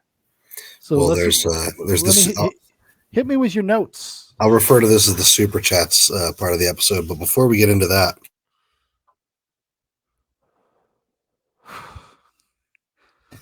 this is a mukbang. Okay, it's a mukbang, and one of the notes that I had. There you go. I'm gonna go my vegan mukbang. I got Sour Patch Kids. Actually, I found out that Sour Patch Kids I don't think are expressly vegan. They're not. They're not. So this movie has a great amount of tossing guns aside when they're no longer full of bullets. Mm-hmm. I really appreciated that. Like at the end, when John shoots the last zombie with his revolver, and like there's no more, and then he just like throws it down. Like I'm just gonna leave this down here in this cave. I'm not gonna need that later. It's just one of those narrative conceits that I fucking hate. Yeah, as if in a zombie apocalypse, you're not going to maybe need a gun. You might find bullets later. Yeah, like as soon as you get on your helicopter and land at like any gun store. Look at this. Every single bag, dude. Every single bag I get a king cut. King's cut, baby. That's the message to you. It's the message. He's in let's say, training. He's in deep training right now. To speak for a second about the human condition and Rhodes being a total hypocrite in one scene, he's freaking about how that's my men in there, and he uses Frankenstein using the corpses of a couple of dead soldiers as the impetus to slaughter Frankenstein. Then 5 minutes later, he's stealing a golf cart and driving away from his men. Yeah. He could have just as easily waited 5 seconds for those dudes to show up.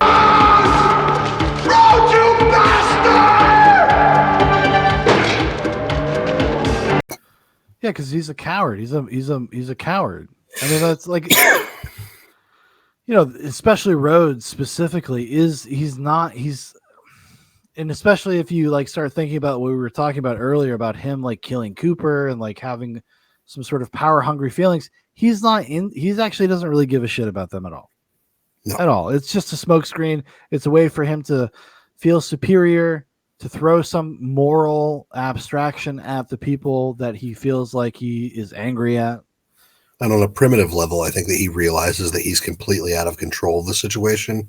Yeah. And therefore he's out of control of those dudes. So they no longer serve a utility to him because he knows that they're all going to do what they have to do to survive. Exactly. So basically it's going to hold him back. So he's got to drive the golf cart deeper into the facility. I don't understand what his plan is, but horrible leader. I mean, he's a hypocrite. He's a coward, like you said. And it's just, that really shows at the end of the movie, the crux of Rhodes' character is he's not even this Napoleon that he purports himself to be for the first 2/3 of the movie. No, he's a total fucking wimp. Yeah. And the other note that I had on this, that's kind of a Romero cliche, I suppose you could say. It's usually people that are very strong, very like, oh, I need to do this to protect my family. I need to do this to protect these people. And then when push comes to shove, they really just try to save themselves. Right. I hope to God if I'm ever put in that situation, I don't become one of them, because you don't know until you're put in that situation which type you are. Well, that's one of those things. You got to have self-awareness. You got to understand that you could be a villain under the right circumstances. Anybody could. It's just about the right circumstances because it's part of human nature. There's a great bit with Joe. Is it Joe Paterno? Joe Pavilion. He's in like full Rhodes costume and he's being interviewed on the set. And he's like, there's a lot of rumors going around that I'm playing the bad guy. Everybody's telling me that I'm supposedly the villain of the movie, which I'm really not. I never read Rhodes any other way. Any human being in that situation would be just sick to death of what was happening to the world. But now you take a military man whose expertise is to destroy. I've seen 1,000 of them. He's gonna die. They were saying I was over the top. I say no. I said, this is the point of view. It was like, this is fucking stupid. Kill him. When you're dealing with living dead people, you got to get a little intense. He's like, I'm not the bad guy, okay? Yeah, like, Steel is the bad guy. Yeah, he's talking. Yeah, he's in the makeup chair. Yeah. Yeah, he goes through this like total circular logic, and then like at the end, like when Rick James is like, yeah, I dug my feet into Eddie Murphy's couch. Rhodes finally comes around and goes, yeah, I'm the bad guy. Yeah, I'm definitely the bad guy. But he's also, like, I guess that's the moment of him trying to be like the actor, like, you're never the villain. You're never the villain. You have to understand what motivates somebody like that. And you have to empathize on some sort of level. And just like you said, Rhodes' motivations and concerns are totally valid. He's just a fucking maniac. He's a maniac. And in a total, one of my favorite bits of irony ever put on film, when he sends Sarah and McDermott out into like the zombie farm out in the caverns. Yeah. He goes, run, you fucking lunatics. And it's like, wait, who are you calling a lunatic? Yeah, I think you're the lunatic here, bud. I found a lot of understanding and parity with Rhodes. The process of having my kid in some sort of like public education is that you're like, that's how you become Rhodes. You're like a little bit like, what the fuck are you doing? Are you wasting my fucking time? That's my child. War. Yeah, I will fucking end you. Like you get like that. I can see how a person could be pushed to that place. Right. And I just thought it was a moment that I had kind of forgotten about. But when I rewatched it, I was like, oh shit, that makes perfect sense. Yeah. Like Rhodes is a fucking total coward. I really like how Bub mourns when he sees Frankenstein all shot up and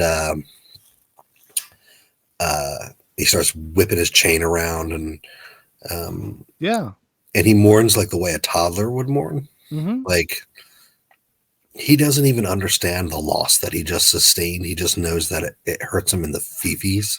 Yeah, it's like you said, it's like very basic primal stuff that Bub is experiencing, that all zombies experience. Right. But Bub has been given like the runway to go a little bit deeper.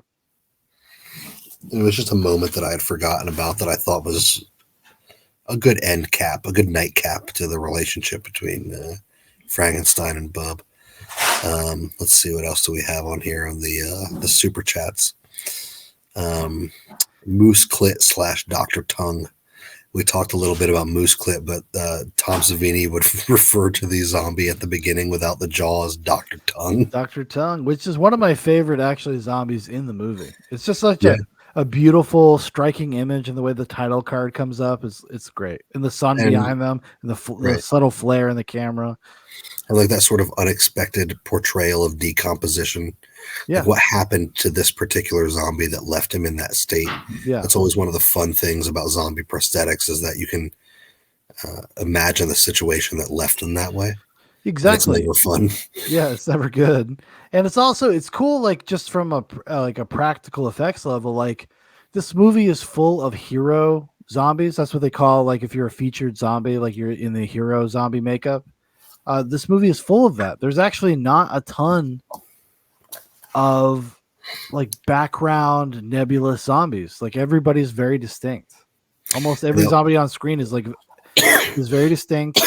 Has something that you could probably look at and probably infer something about what happened to them. Right. Like there's a random birthday clown walking down one of the hallways. And Tom, that was one of the contentions Tom Savini had with the marketing of the movie. He said, we put all this effort into having these really good prosthetics for all these zombies. And then in all the marketing materials, it's just like the third layer guys with the shitty masks that are surrounding George Romero in those promotional shots. And it's like all the masks look horrible because they're supposed to be background zombies. Yeah, they're not hero zombies, as they put it. Yeah. So yeah, like another failing of the marketing there. But let's see. Hip fire scene. I already talked about the hip fire scene. I'll bring it up again because it's a great shot. Just a great shot of like the machine guns just like sawing back and forth and fucking blasting these zombies. Let's see, what else do we have in the super chats? Going back to the scene where Rhodes is being pursued by Bub, he calls him you puss fuck.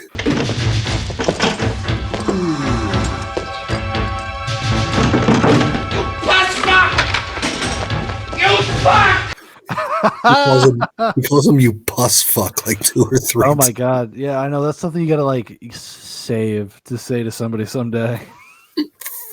You puss fuck. One of my favorite instances of like George Romero always has the scene of the zombie feeding frenzy at the end. Mm-hmm. And this one is my favorite one, the zombie mukbang. They're just like feasting on all these soldiers, and like one of them spits out Steele's dog tag. Yeah. And then she like spits it out and then greedily slops up another handful of it. And like good on all these fucking extras, like stuffing pig intestines into their mouth and shit. Dude, they go for it. Like, whatever stable of extras he had, which apparently, like I said earlier, are people from Dawn of the Dead. A lot of the actors, the featured extras, a lot of the featured extras were also featured extras in Dawn of the Dead.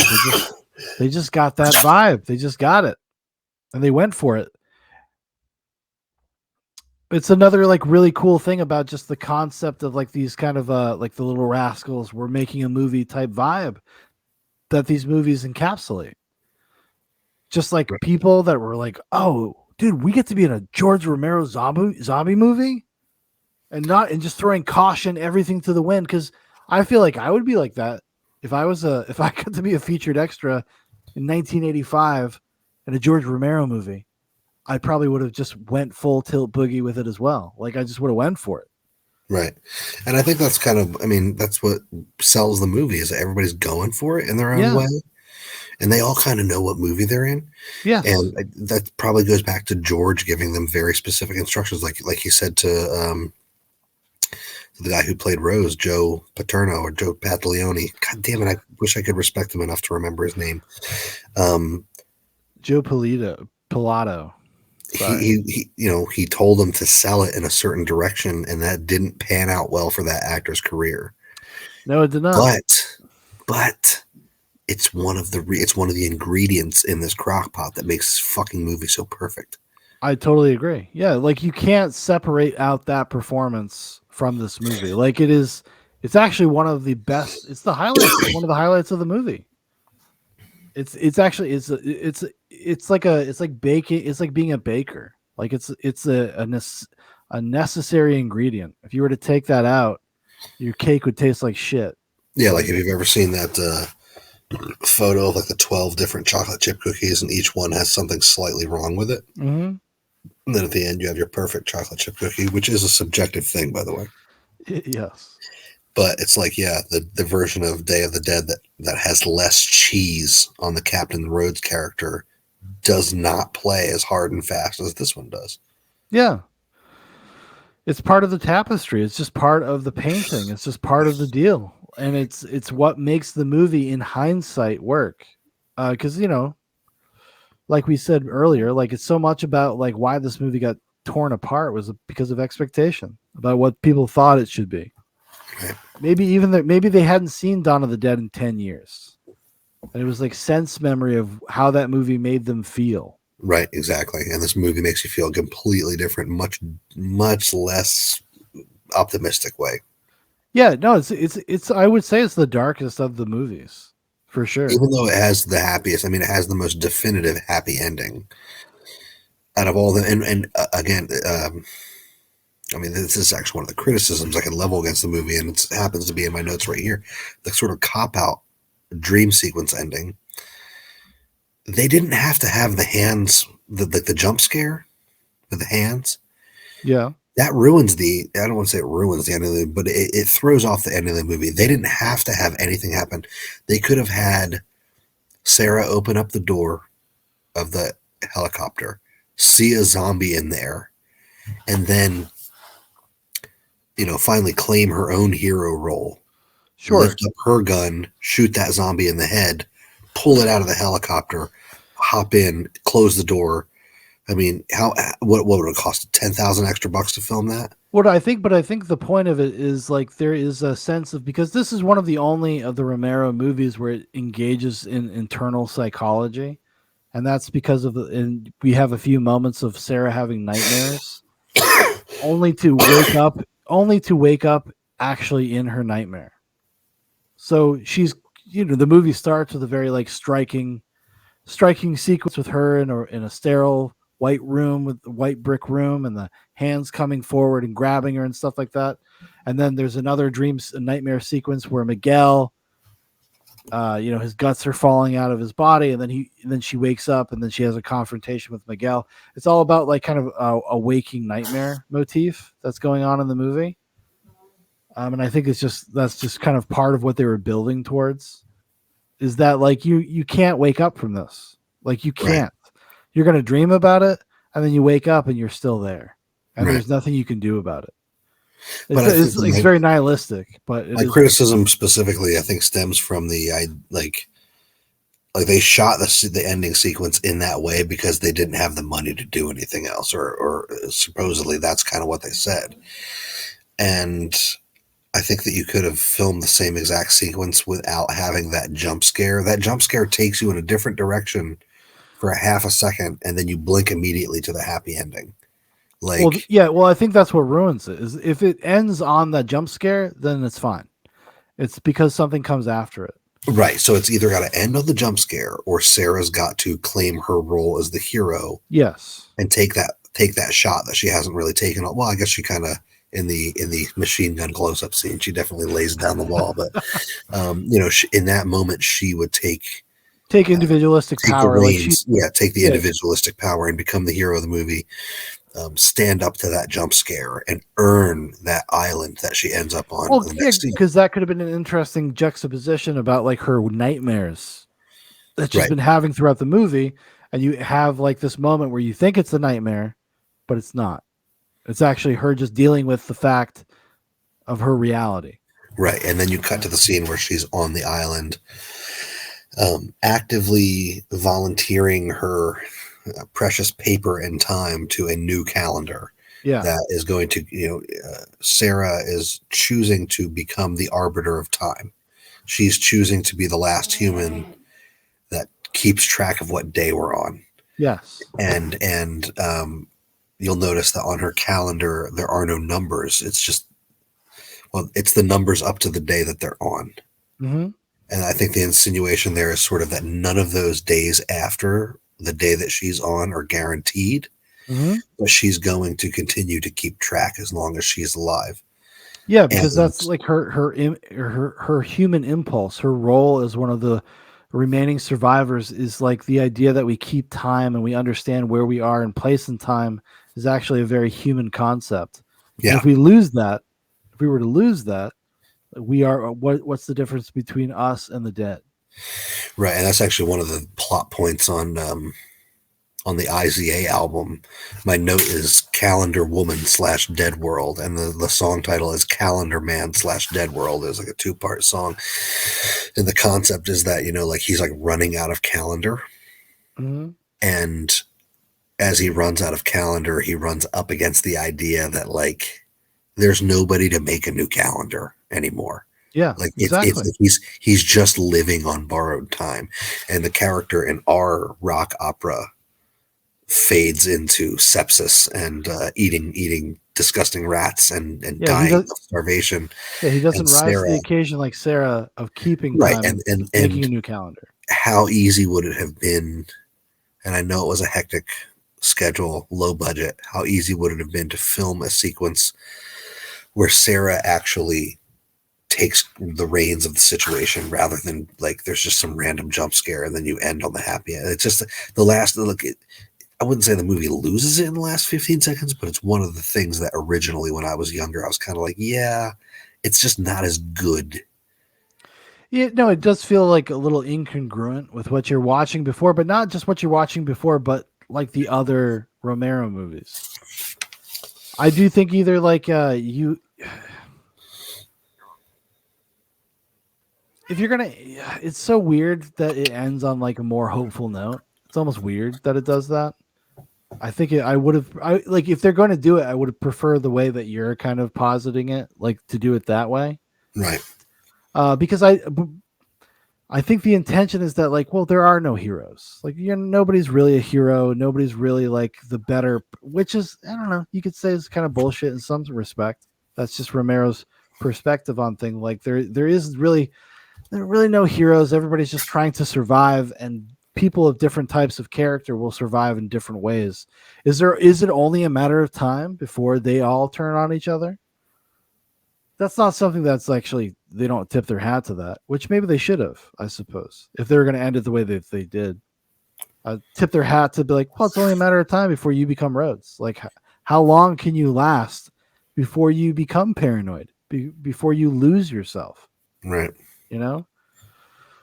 But I like your sentiment there. I do love that idea of like coming that full circle with the calendar and her being like the I've taken hold of this hero role. I'm going to like proactively try to like hold on to human concepts, the things that make us human, the things that make us tick, things that actually produce something positive.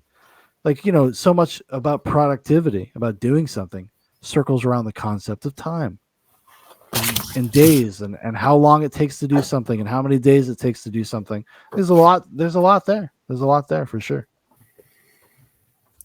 Yep. And it's it's just one of my nitpicks is that I think that could have been handled a little bit better. One of my other notes, one of my other super chats here is a thing that brings out Sarah's character more is the part when Miguel slaps her. And she doesn't react. She's a total Spice King. No reaction. No reaction. Okay? She uses it as an opportunity to stab him with the fucking sedative. The sedative.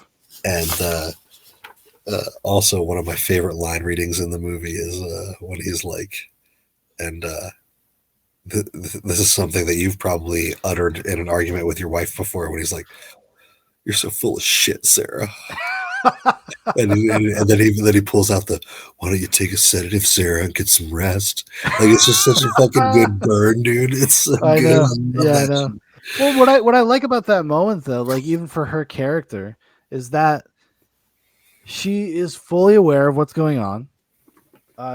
She doesn't become hypersensitive about it. It's not like, dude, can you imagine like that happening now, where a woman would get slapped in the face by some dude who's clearly fucking deranged? Even in the context, people would be like, "Oh my god, yeah, oh my, how misogynistic!" It's like, no, you're missing the point, dude. Like, she maintains integrity. she remains like strong. She has strength where he is crumbling apart. And she's doing that, and she's almost doing it for him because she is doing it for him. She clearly cares about him, and she understands that in some respect that like this dude is on the fucking edge. Like more than any other character, he's on the putting edge. his dog tags and his St. Christopher medals and stuff, and he's putting it in his mouth and he's biting on them constantly. Like, dude is not okay, and he's up against his own like sense of insecurity and his ego. Because he's like, you made me feel like an asshole. You made me look like a fucking asshole out there. Well, I don't need your help or anyone else's.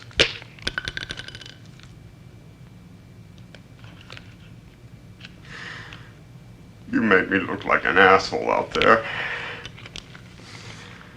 You made me feel like a piece of shit. It's like, dude, well, because you're being an asshole. Right. Again, like some of my favorite line, you made me look like an asshole. You made me feel like a piece of shit. Piece of shit. Yeah. And it's just like the most millennial dude line ever. That is what guys say to their girlfriends after they go out to dates nowadays.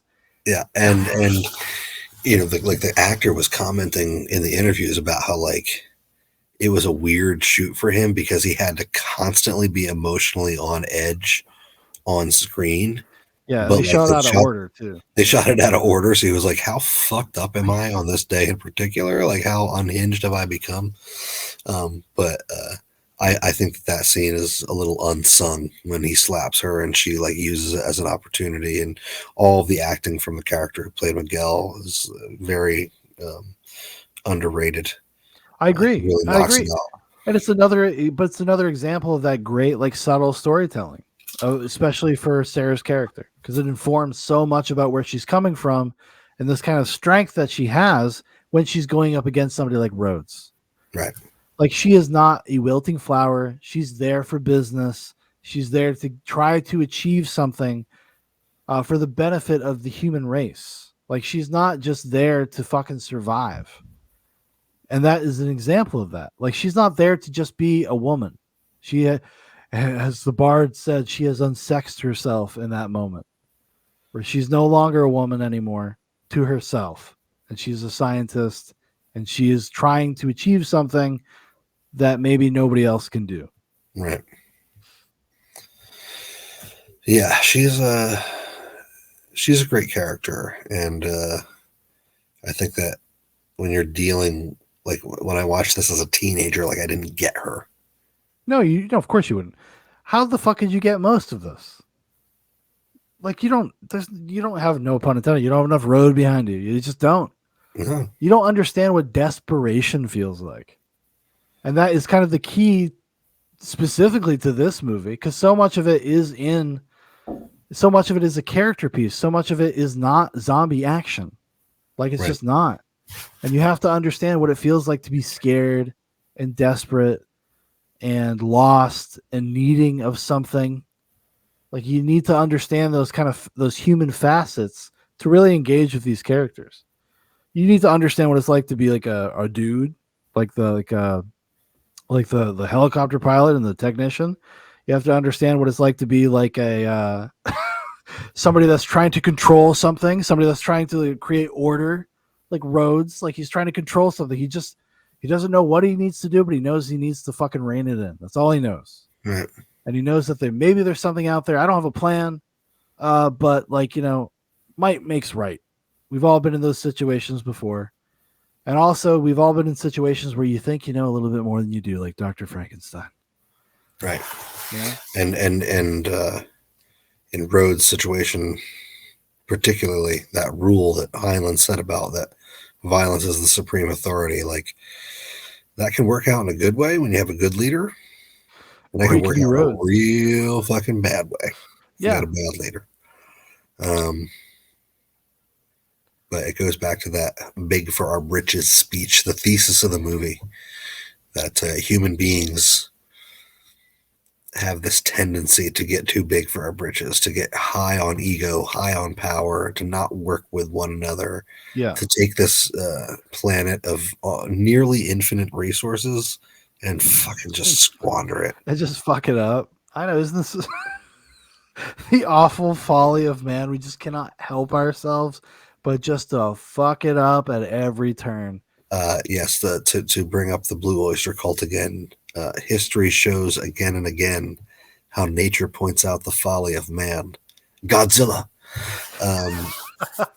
And it's true. Exactly. It's like, I was just reading, there's a big thing circulating on both the anti-work and lost generation Reddits, which is a receipt from a bar in Aspen where you basically spend like $10,000 and they like spray a bunch of really expensive champagne on your whole party. Yeah. Wow. Soak that in. Soak in the amount of money that that I got in a grant to start my company that changed my fucking life. Yeah. They every single day spray on the floor of this bar so that rich people in Aspen can go skiing and get drunk. That's fucking insane. And when we live in a world, and it goes to the end of Dawn of the Dead too, where they're just, they're living in their own little bubble of opulence, Mm-hmm. and they have everything they need, everything they want, and more. And what does it get you? It gets you staring into the mirror with like this Betty Boop smile as you're doing your makeup and like wagging a revolver in front of your face because you're so fucking cool. And it's like you said, it's the hubris. Yeah. Like, given the runway, human beings will make total fucking beasts of ourselves. Yeah. And Romero is channeling that really hard in Dawn of the Dead through the materialistic sense, but through the in Day of the Dead, he's channeling it through that idea of like power and violence. Mm-hmm. And those people, they could probably last down in that bunker for fucking years. There's probably enough beef treats down there to like last them for years, but they can't even get a cohesive plan together. The only people who have it together are the guys out in the Ritz, the fucking Irishman and the Jamaican. Not one single white person back there.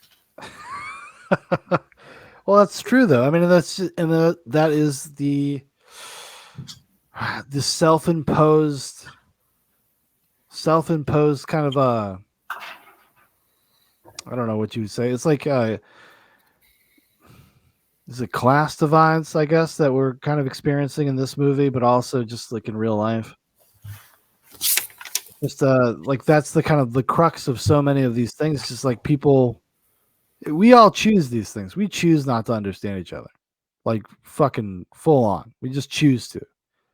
We decide that we have a desire that runs in a certain direction, and if that's counter to what another group of people think, well, fuck you. Like, it's just kind of the way we are. It's just the way people are. Nobody likes to be wrong. Nobody likes to have to do something that they don't think is, if they don't think it's right. We all have our own sense of righteousness about what we're doing in life.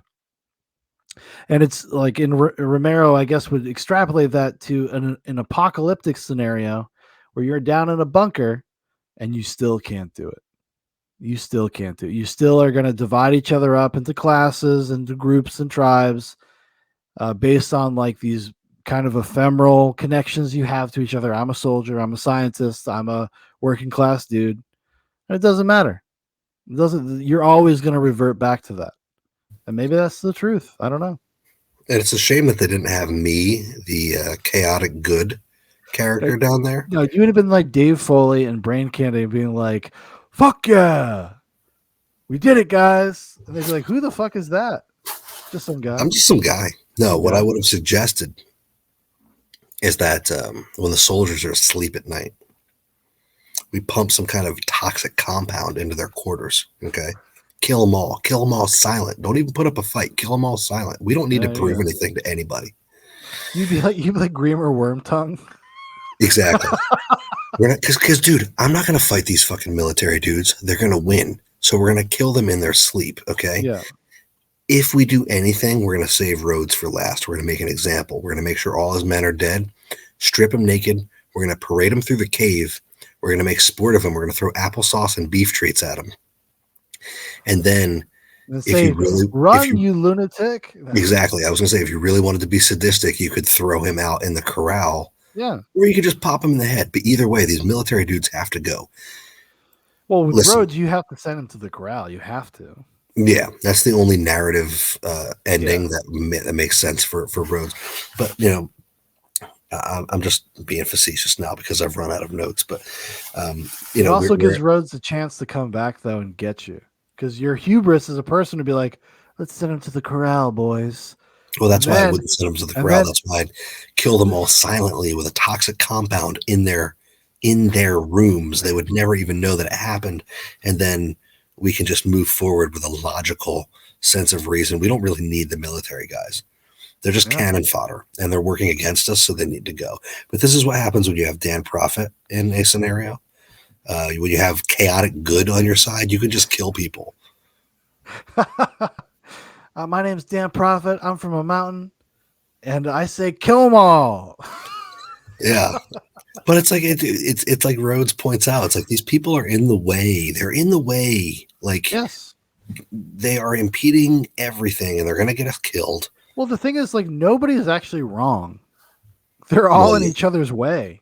That's the brilliance of the film, is that Yeah. nobody's really wrong. Like, there's a scenario where, like, Rhodes is right. Like, should we just kind of get on with it and fucking move on from what we're doing right now? Should we think of something different? Yeah, I don't have a plan, but should we at least try to do something different? And the scientists are like, no, you got to give us the time we need. And that's the problem, because the scientists are also arrogant and they think they're going to be able to figure it out. And then you have Dr. Frankenstein down there just being a weirdo. I'm sorry. I don't really buy into his plan. Even the thing that he makes note of is like a natural occurrence. It'll probably happen in nature anyways. Like the thing with all the stuff with Bub, like that's going to happen out in the wild. You give it on a long enough timeline, a Bub will occur. Right. Like Several. It will, as exactly. we see in the classic sequel, Land of the Dead. Land of the Dead. The Coda. Yeah. We don't need to talk about Diary or Survival. But well, no, we need to talk about Survival, because that's going to be the one. According to George Romero, that's going to be the one that we all in 20 years open up our eyes and go, wow, that's a great movie. That's not a piece of horse shit. I will go back to, I'll give it a shot. I actually own it. I still own it from when I bought it like 15 years ago, whenever I bought it. Still have it. It's got a lenticular cover. It's great. He was at Dimension Extreme. That was the label it came out under. I'm going to be watching this presentation on whatever the equivalent of YouTube is when I'm like fucking 75. I'm going to be watching this part and going, damn it, young Danny, you just didn't get it. You just didn't get Survival of the Dead. You just didn't have that runway behind you. But now that I'm a man, well, because Survival of the Dead, I suppose, like if memory serves me correct, it's been a very long time. Isn't this kind of the coda to like the Island ending? Where they're like in a secluded place where they're like on a farm. They've manufactured some sort of like life. There's horses running around. I can't really remember. It was so really. It would be like the Island ending. It's like, well, we've built something here, but the zombies still found us. Isn't that kind of like what the vibe is? Like they're trying to starve them out. I think they're on some sort of like island in that movie, aren't they? Yeah, and there's something vaguely Irish about it. I can't really remember. I can't remember. Yeah, I remember being upset when I watched it. That's my sense memory, being so depressed and so bummed. And then I watched the making of documentary, and then George Romero just bummed me out even more because he was talking about moving to Canada, depending on who got elected president. I was like, oh, you suck. Here's a hint, George. If you want us to remember something important, make it interesting. Small detail. Yeah. You did that 4 times. You did that 3.5 times in a row.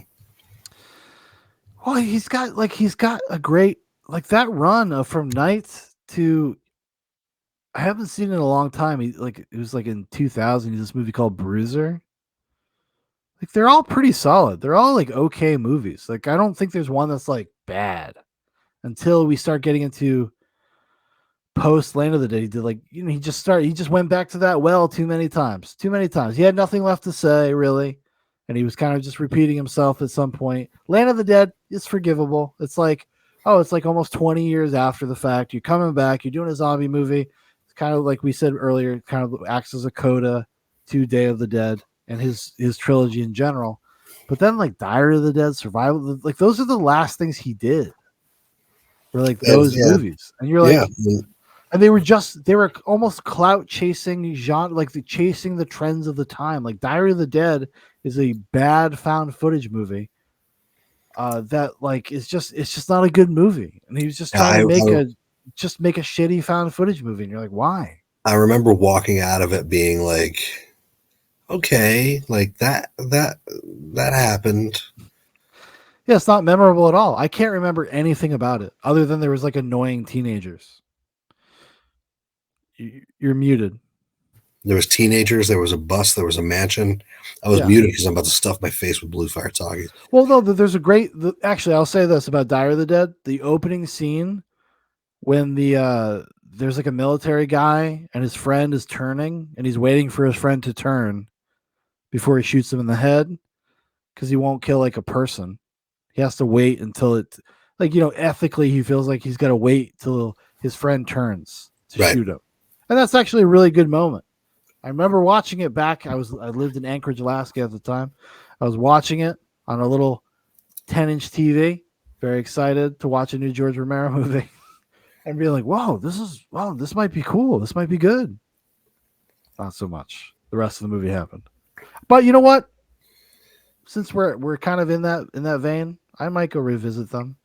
They're available like streaming on a lot of free, like Tubi, I think has both of them. So if anybody out there wants to go watch Diary and Survival, I think you can watch them for free pretty much online.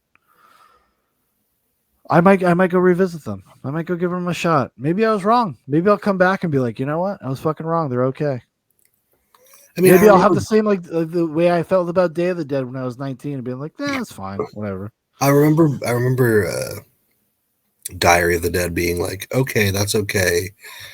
It entertained me, and then Survival of the Dead just being like, what the fuck did I just watch? Like, what even happened just there? Yeah, I remember it just being bad. Like, it just doesn't. It's like incoherent. It's just not good. You don't get it. You didn't protest Vietnam. No, I didn't. Which is ironic because Tom Savini, being a Vietnam War photographer in the military, served over there a bunch of times too. Yeah, in the rear with the gear. Gay.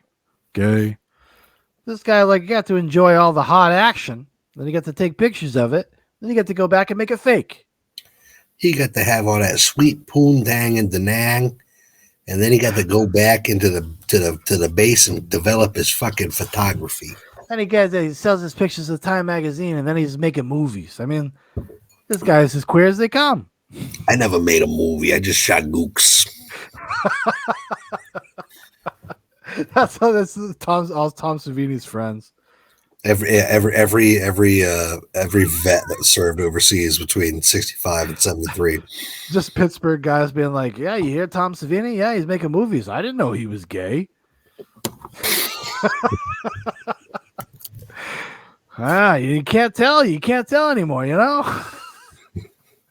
Back in my day, they used to go like this, you know? Now they're making movies? What? Flipper babies? Yeah, flipper babies.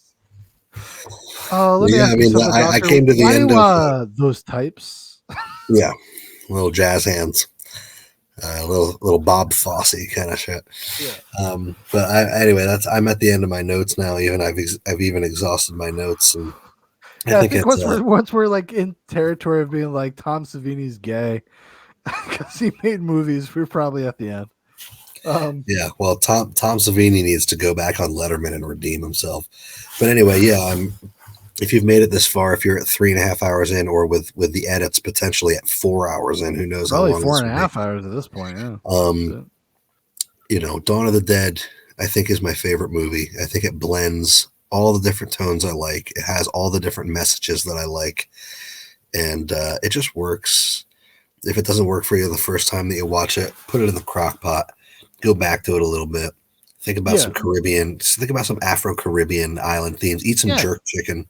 Yeah, get yourself some jerk chicken, make some sort of jambalaya. Yeah. And just settle in with the wife and kids and watch Day of the Dead. Go to a remote island and have a bunch of interracial babies. And No, but I'll say this though, this is one of the cool things about doing this is that like coming back to Day of the Dead, which maybe I wouldn't have come back to it. Maybe it would have taken me even longer. So thank you for suggesting it. And coming back and be like, wow, that's a really solid fucking movie. Like it's a really good movie.